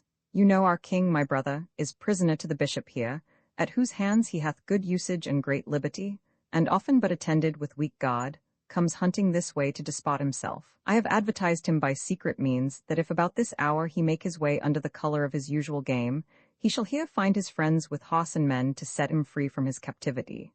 Nay, this way, man, see where the huntsmen stand. Now, brother of Gloucester, Lord Hastings, and the rest, stand you thus close, to steal the bishop's deer? Brother, the time in case requireth haste, your horse stands ready at the park corner. To Lynn, my lord, and ship from thence to Flanders. Bishop, farewell. Shield thee from Warwick's frown, and pray that I may repossess the crown. Exeunt. Scene vi London. The Tower. Master Lieutenant, now that God and friends have shaken Edward from the regal seat, and turned my captive state to liberty, my fear to hope, my sorrows unto joys, at our enlargement what are thy due fees? Subjects may challenge nothing of their sovereigns, but if an humble prayer may prevail, I then crave pardon of your majesty. For what, lieutenant? For well using me? Nay, be thou sure I'll well requite thy kindness, for that it made my imprisonment a pleasure. Aye, such a pleasure as encaged birds conceive, when after many moody thoughts at last by notes of household harmony, they quite forget their loss of liberty. But Warwick, after God, thou set'st me free, and chiefly therefore I thank God and thee. He was the author, thou the instrument. Therefore, that I may conquer fortune's spite by living low, where fortune cannot hurt me, and that the people of this blessed land may not be punished with my thwarting stars. Warwick, although my head still wear the crown, I here resign my government to thee, for thou art fortunate in all thy deeds. Your grace hath still been famed for virtuous, and now may seem as wise as virtuous, by spying and avoiding fortune's malice, for few men rightly temper with the stars. Yet in this one thing let me blame your grace, for choosing me when Clarence is in place. No, Warwick, thou art worthy of the sway, to whom the heavens in thy nativity adjudged an olive branch and laurel crown, as likely to be blessed in peace and war, and therefore I yield thee my free consent. Warwick and Clarence, give me both your hands, now join your hands, and with your hands your hearts, that no dissension hinder government. I make you both protectors of this land, while I myself will lead a private life and in devotion spend my latter days, to sin's rebuke and my Creator's praise. That he consents if Warwick yield consent, for on thy fortune I repose myself. Why then, though loath, yet must I be content, we'll yoke together, like a double shadow to Henry's body, and supply his place, I mean, in bearing weight of government, while he enjoys the honour and his ease. And Clarence, now then, it is more than needful forthwith that Edward be pronounced a traitor, and all his lands and goods be confiscate. But with the first of all your chief affairs, let me entreat, for I command no more, that Margaret your queen and my son Edward be sent for, to return from France with speed. For till I see them here, by doubtful fear my joy of liberty is half eclipsed. My lord of Somerset, what youth is that, of whom you seem to have so tender care? Come hither, England's hope. Lays his hand on his head. If secret powers suggest but truth to my divining thoughts, this pretty lad will prove our country's bliss. His looks are full of peaceful majesty, his head by nature framed to wear a crown, his hand to wield a scepter, and himself likely in time to bless a regal throne. Make much of him, my lords, for this is he must help you more than you are hurt by me, that Edward is escaped from your brother, and fled, as he hears since, to Burgundy. He was conveyed by Richard Duke of Gloucester and the Lord Hastings, who attended him in secret ambush on the forest side, and from the bishop's huntsmen rescued him, for hunting was his daily exercise. My brother was too careless of his charge, but let us hence, my sovereign, to provide a salve for any saw that may betide. Exeunt all but Somerset, Richmond, and Oxford. My lord, I like not of this flight of Edward's, for doubtless Burgundy will yield him help, and we shall have more wars befought be long. As Henry's late presaging prophecy did glad my heart with hope of this young Richmond, so doth my heart misgive me, in these conflicts what may befall him, to his harm and ours. Therefore, Lord Oxford, to prevent the worst, forthwith will send him hence to Brittany, till storms be past of civil enmity. Aye, for if Edward repossess the crown, 'tis like that Richmond with the rest shall down. It shall be so, he shall to Brittany. Come, therefore, let's about it speedily. Exeunt. Scene Roman 7 before York. Now, brother Richard, Lord Hastings, and the rest, yet thus far fortune maketh us amends, and says that once more I shall interchange my waned state for Henry's regal crown. Well have we passed and now repassed the seas and brought desired help from Burgundy. What then remains? We being thus arrived from Ravensburg haven before the gates of York, but that we enter, as into our dukedom? The gates made fast. Brother, I like not this, for many men that stumble at the threshold are well foretold that danger lurks within. Tush, man, abodements must not now affright us. By fair or foul means we must enter in, for hither will our friends repair to us. My lords, we were forewarned of your coming, and shut the gates for safety of ourselves, for now we owe allegiance unto Henry. But Master Mayor, if Henry be your king, yet Edward at the least is Duke of York. Why, and I challenge nothing but my dukedom, as being well content with that alone. Aside, but when the fox hath once got in his nose, he'll soon find means to make the body follow. Why, Master Mayor, why stand you in a doubt? Open the gates, we are King Henry's friends. The good old man would fain that all were well, so 'twere not long of him. But being entered, I doubt not, but we shall soon persuade both him and all his brothers unto reason. So, Master Mayor, these gates must not be shut but in the night or in the time of war. What, fear not, man, but yield me up the keys, takes his keys. For Edward will defend the town and thee, and all those friends that deign to follow me. Brother, this is Sir John Montgomery, our trusty friend, unless I be deceived, to help King Edward in his time of storm, as every loyal subject ought to do. Thanks, good Montgomery, but we now forget our title to the crown and only claim our dukedom till God please to send the rest. Then fare you well, for I will hence again. I came to serve a king and not a duke. Drummer, strike up and let us march away. The drum begins to march. Nay, stay, Sir John, a while, and we'll debate by what safe means the crown may be recovered. What talk you of debating? In few words, if you'll not here proclaim yourself our king, I'll leave you to your fortune and be gone to keep them back that come to succor you. Why shall we fight if you pretend no title? When we grow stronger, then we'll make our claim. Till then, 'tis wisdom to conceal our meaning, and fearless minds climb soonest unto crowns. Brother, we will proclaim you out of hand, the brute thereof will bring you many friends. Then be it as you will, for 'tis my right, and Henry but usurps the diadem. I now my sovereign speaketh like himself, and now will I be Edward's champion. Sound trumpet, Edward shall be here proclaimed. Come, fellow soldier, make thou proclamation. Flourish, and whoso againsays King Edward's right, by this I challenge him to single fight, throws down his gauntlet. Thanks, brave Montgomery, and thanks unto you all. If fortune serve me, I'll requite this kindness. Now, for this night, let's harbor here in York, and when the morning sun shall raise his car above the border of this horizon, we'll forward towards Warwick and his mates, for well I wot that Henry is no soldier. Ah, froward Clarence, how evil it beseems thee to flatter Henry and forsake thy brother. Yet, as we may, we'll meet both thee and Warwick. Come on, brave soldiers, doubt not of the day, and that once gotten, doubt not of large pay. Exeunt. Scene ruminate London, the palace. What counsel, lords? Edward from Belgia, with hasty Germans and blunt Hollanders, hath passed in safety through the narrow seas, and with his troops doth march amain to London, and many giddy people flock to him. A little fire is quickly trodden out, which being suffered, rivers cannot quench. In Warwickshire I have true-hearted friends, not mutinous in peace, yet bold in war. Those will I muster up. And thou, son Clarence, shalt stir up in Suffolk, Norfolk, and in Kent, the knights and gentlemen to come with thee. Thou, brother Montague, in Buckingham, Northampton, and in Leicestershire, shalt find men well inclined to hear what thou commandst. And thou, brave Oxford, wondrous well beloved, in Oxfordshire shalt muster up thy friends. My sovereign, with the loving citizens, like to his island girt in with the ocean, all modest Diane circled with her nymphs, shall rest in London till we come to him. Fair lords, take leave and stand not to reply. Farewell, my sovereign, sweet Oxford, and my loving Montague, and all at once more a happy farewell. Here at the palace I will rest a while. Cousin of Exeter, what thinks your lordship? Methinks the power that Edward hath in field should not be able to encounter mine. That's not my fear, my meed hath got me fame. I have not stopped mine ears to their demands, nor posted off their suits with slow delays. My pity hath been balm to heal their wounds, my mildness hath allayed their swelling griefs, my mercy dried their water-flowing tears. I have not been desirous of their wealth, nor much oppressed them with great subsidies, nor forward of revenge, though they much erred. Then why should they love Edward more than me? No, Exeter, these graces challenge grace, and when the lion fawns upon the lamb will never cease to follow him. Shout within, a Lancaster, a Lancaster! Seize on the shame-faced Henry, bear him hence, and once again proclaim us King of England. You are the fount that makes small brooks to flow, now stops thy spring. my sea shall suck them dry, and swell so much the higher by their ebb. Hence with him to the Tower, let him not speak.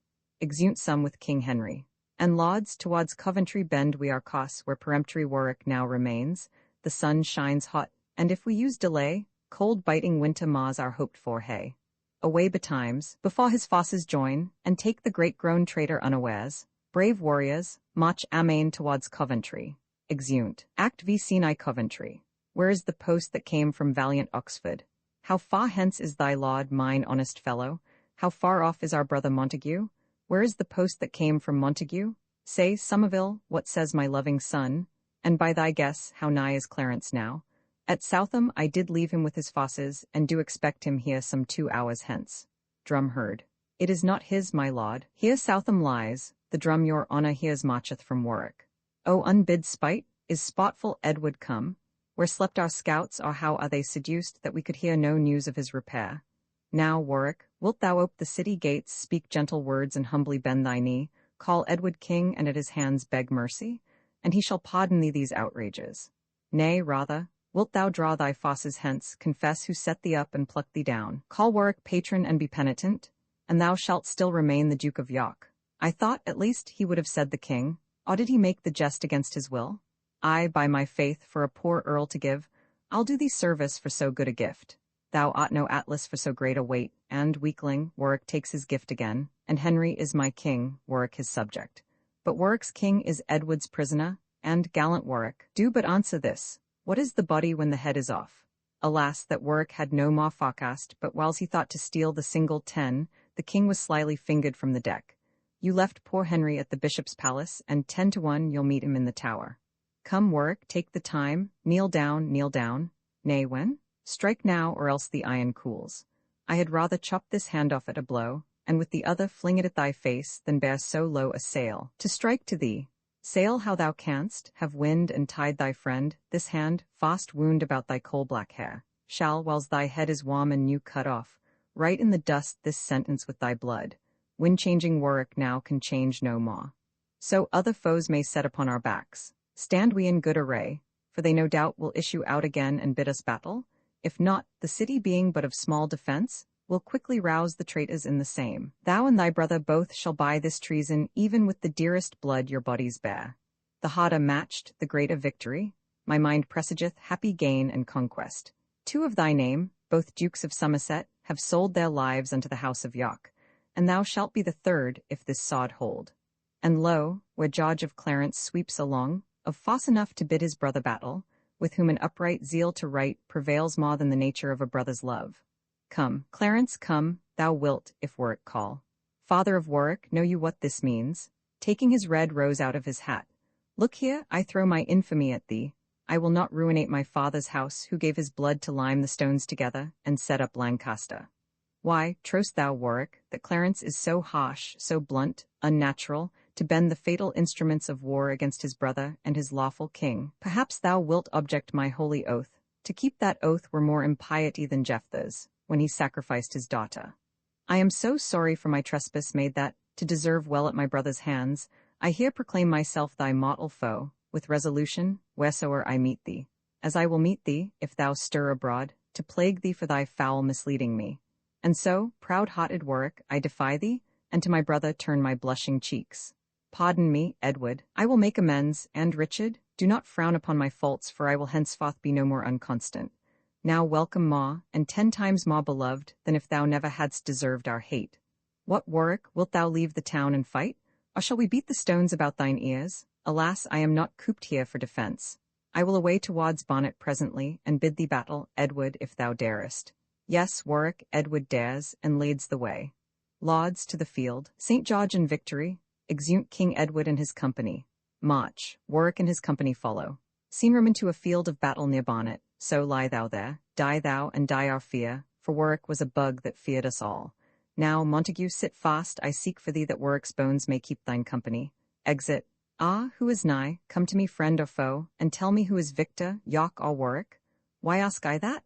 My mangled body shows my blood. My want of strength, my sick heart shows that I must yield my body to the earth, and by my fall, the conquest to my foe. Thus yields the cedar to the axe's edge, whose arms gave shelter to the princely eagle. under whose shade the ramping lion slept, whose top branch overpeered Jove's spreading tree and kept low shrubs from winter's powerful wind. These eyes, that now are dimmed with death's black veil, have been as piercing as the midday sun, to search the secret treasons of the world. The wrinkles in my brows, now filled with blood, were likened oft to kingly sepulchres. For who lived king, but I could dig his grave? And who durst mine when Warwick bent his brow? Lo, now my glory smeared in dust and blood. My pox, my walks, my manners that I had, even now forsake me, and of all my lands is nothing left me but my body's length.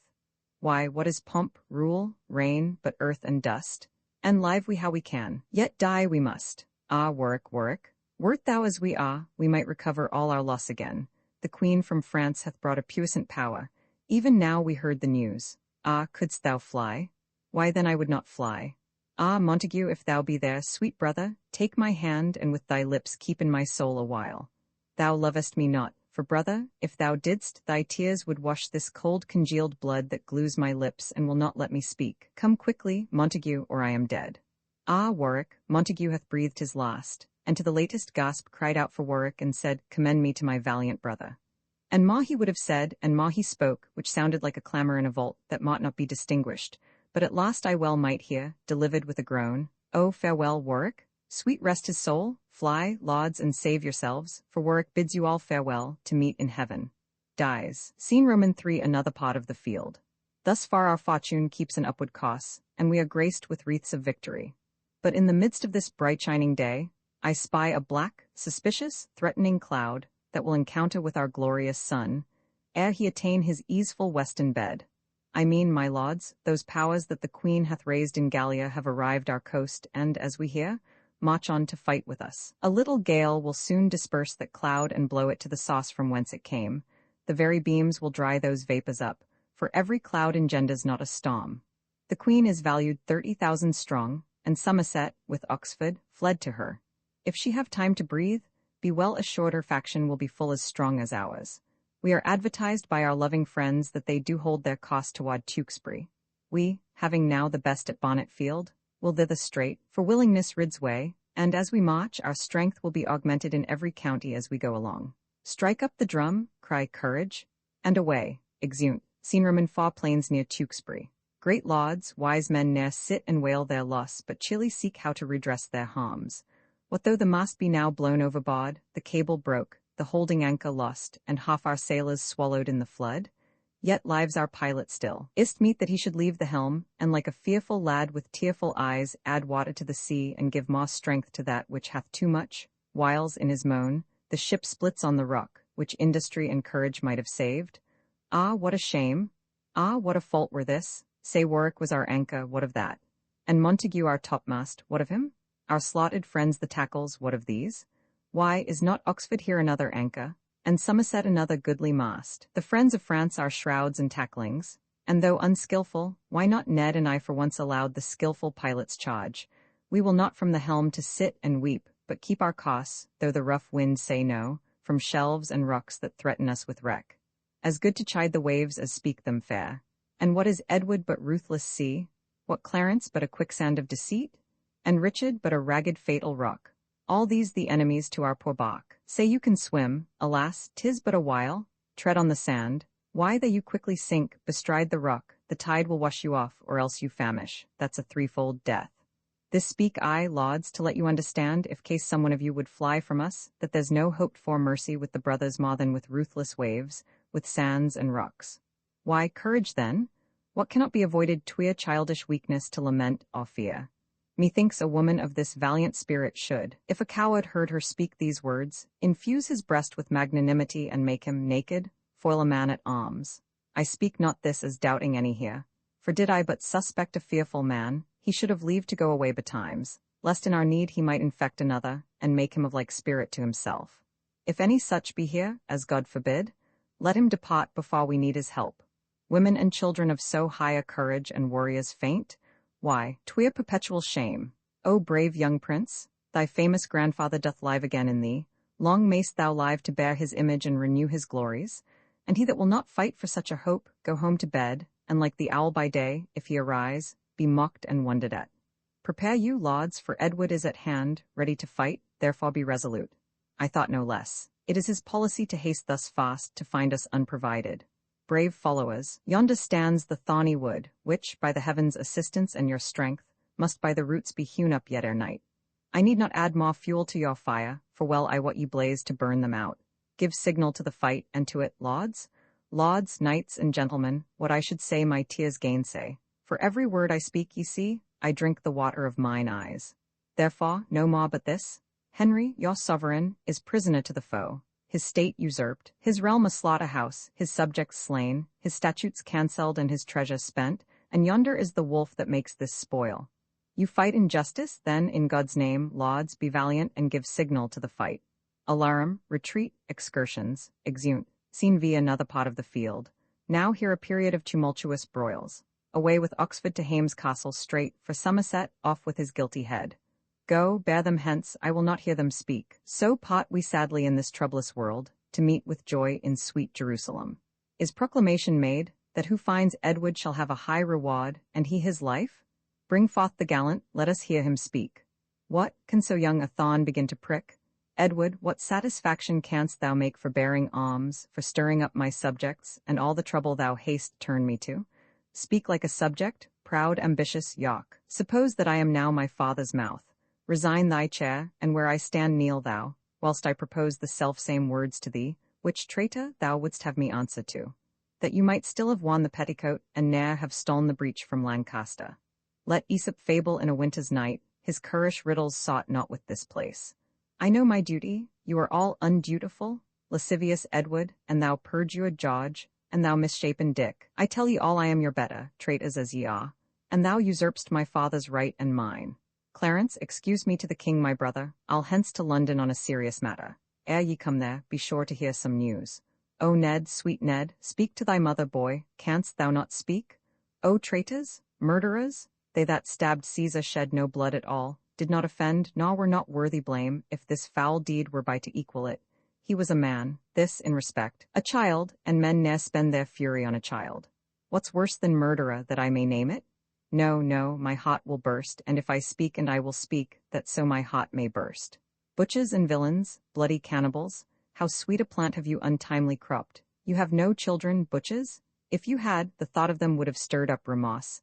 But if you ever chance to have a child, look in his youth to have him so cut off as deathsman. You have rid this sweet young prince. Nay, never bear me hence, dispatch me here. Here sheathe thy sword, I'll pardon thee my death. What wilt thou not? Then, Clarence, do it thou. Ay, but thou usest to forswear thyself. 'Twas sin before, but now 'tis charity. What wilt thou not? Where is that devil's butcher, hard-favoured Richard? Richard, where art thou? Thou art not here. Murder is thy alms-deed. Petitioners for blood thou ne'er put'st back. To London, all in post, and, as I guess, to make a bloody supper in the Tower. He's sudden, if a thing comes in his head. Now march we hence. Discharge the common sot with pay and thanks, and let's away to London and see our gentle queen how well she fares. By this I hope she hath a son for me. Exeunt. Scene vi. London. The Tower. Ay, my good lord, my lord, I should say rather, 'tis sin to flatter.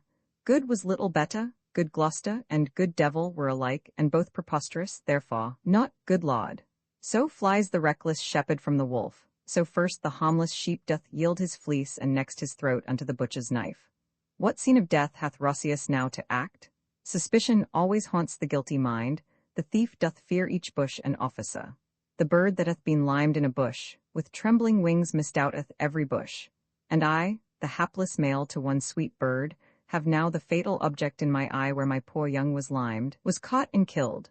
Why, what a peevish fool was that of Crete that taught his son the office of a fowl? And yet, for all his wings, the fool was drowned. I, Daedalus, my poor boy, Icarus, thy father, Minos, that denied Arcos, the sun that seared the wings of my sweet boy thy brother Edward, and thyself the sea whose envious gulf did swallow up his life. Ah, kill me with thy weapon, not with words. My breast can better brook thy dagger's point than can my ears that tragic history. But wherefore dost thou come? Is't for my life? A persecutor, I am sure thou art. If murdering innocents be executing, why, then thou art an executioner. Hadst thou been killed when first thou didst presume, thou hadst not lived to kill a son of mine. And thus I prophesy that many a thousand, which now mistrust no parcel of my fear, and many an old man's sigh and many a widow's, and many an orphan's wat a standing eye, men for their sons, wives for their husbands and orphans for their parents' timeless death, shall rue the hour that ever thou wast born. The owl shrieked at thy birth, an evil sign, the night crow cried, a boding luckless time, dogs howled, and hideous tempest shook down trees, the raven rooked her on the chimney's top, and chattering pies in dismal discord sung.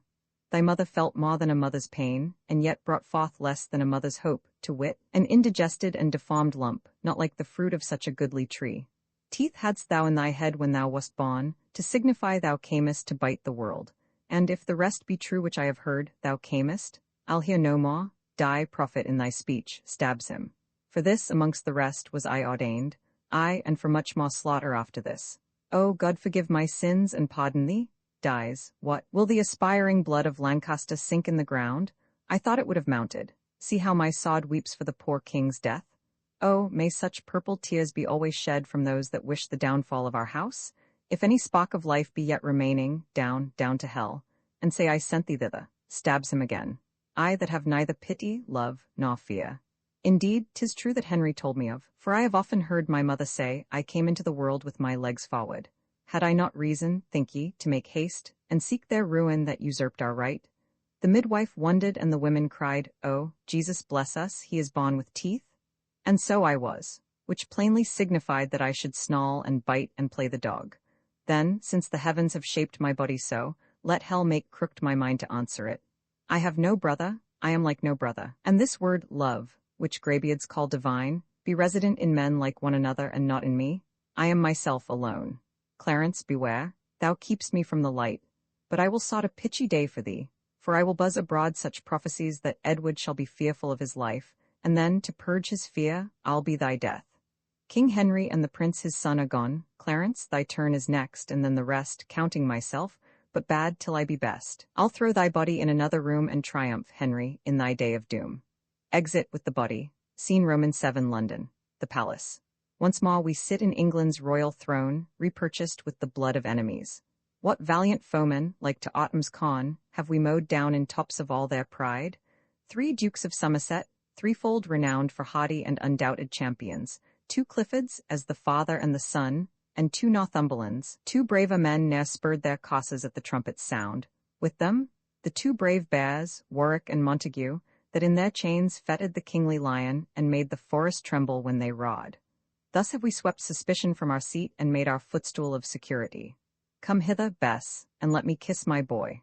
Young Ned, for thee, thine uncles and myself have in our armors watched the winter's night, when all afoot in summer's scalding heat, that thou mightst repossess the crown in peace, and of our labors thou shalt reap the gain. Aside. I'll blast his harvest if your head were laid, for yet I am not looked on in the world. This shoulder was ordained so thick to heave, and heave it shall some weight, or break my back, work thou the way, and thou shalt execute. Clarence and Gloucester, love my lovely queen, and kiss your princely nephew, brothers both. The duty that I owe unto your majesty I seal upon the lips of this sweet babe, and that I love the tree from whence thou sprangst, witness the loving kiss I give the fruit. Aside. To say the truth, so Judas kissed his master, and cried, All hail? When as he meant all harm. Now am I seated as my soul delights, having my country's peace and brothers' loves. What will your grace have done with Margaret? Reignia, her father, to the king of France hath pawned the Sicils and Jerusalem, and hither have they sent it for her ransom. Away with her, and waft her hence to France. And now what rests but that we spend the time with stately triumphs, mirthful comic shows, such as befits the pleasure of the cot, sound drums and trumpets? Farewell sour annoy, for here, I hope, begins our lasting joy. Exeunt. Coloff and Henry V.I. Pot Roman 3 was published in 1590 by William Shakespeare. This ebook was produced for Standard eBooks by Emma Sweeney, and is based on a transcription produced in 1993 by Jeremy Hilton for the Massachusetts Institute of Technology, and on digital scans from the Hathai Trust Digital Library. The cover page is adapted from The Murder of Rutland by Lord Clifford, a painting completed in 1815 by Charles Robert Leslie. The cover and title pages feature the League Spartan and Sots Mill Gaudy typefaces created in 2014 and 2009 by the League of Movable Type. This edition was released on July 8, 2025, 6:53 p.m., and is based on revision 87B98D5. The first edition of this ebook was released on January 25, 2021, 7:17 p.m. You can check for updates to this ebook, view its revision history, or download it for different e-reading systems at standardbooksorg/ebooks/William Shakespeare/Henry Roman 6 Roman 3. The volunteer-driven Standard eBooks project relies on readers like you to submit typos, corrections, and other improvements. Anyone can contribute at standardbooksorg. Dramatis Personae King Henry VI Edward, Prince of Wales, his son Louis Roman XI King of France, Duke of Somerset, Duke of Exeter, Earl of Oxford, Earl of Northumberland, Earl of Westmoreland, Lord Clifford Richard Plantagenet, Duke of York Edward, Earl of March, afterwards King Edward Roman IV, his son Edmund, Earl of Rutland, his son George, afterwards Duke of Clarence, his son Richard, afterwards Duke of Gloucester, his son Duke of Norfolk, Marquess of Montague, Earl of Warwick, Earl of Pembroke, Lord Hastings, Lord Stafford, Sir John Mortimer, uncle to the Duke of York, Sir Hugh Mortimer, uncle to the Duke of York, Henry, Earl of Richmond, a youth Lord Rivers, brother to Lady Grey, Sir William Stanley, Sir John Montgomery, Sir John Somerville, tutor to Rutland, Mayor of York, Lieutenant of the Tower, a nobleman, 2 keepers, a huntsman, a son that has killed his father, a father that has killed his son, Queen Margaret Lady Grey, afterwards Queen to Edward Roman Farbona,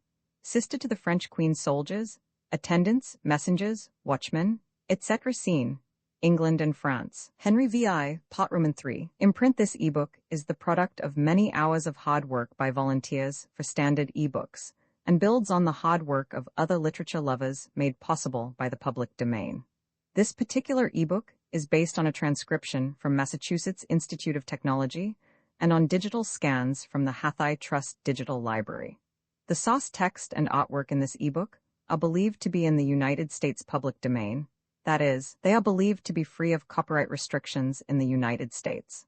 They may still be copyrighted in other countries, so users located outside of the United States must check their local laws before using this ebook. The creators of and contributors to this ebook dedicate their contributions to the worldwide public domain via the terms in the CC 01.0 Universal Public Domain Dedication. For full license information, see the uncopyright at the end of this ebook. Standard eBooks is a volunteer-driven project that produces ebook editions of public domain literature using modern typography, technology, and editorial standards, and distributes them free of cost. You can download this and other ebooks carefully produced for true book lovers at standardbooksorg.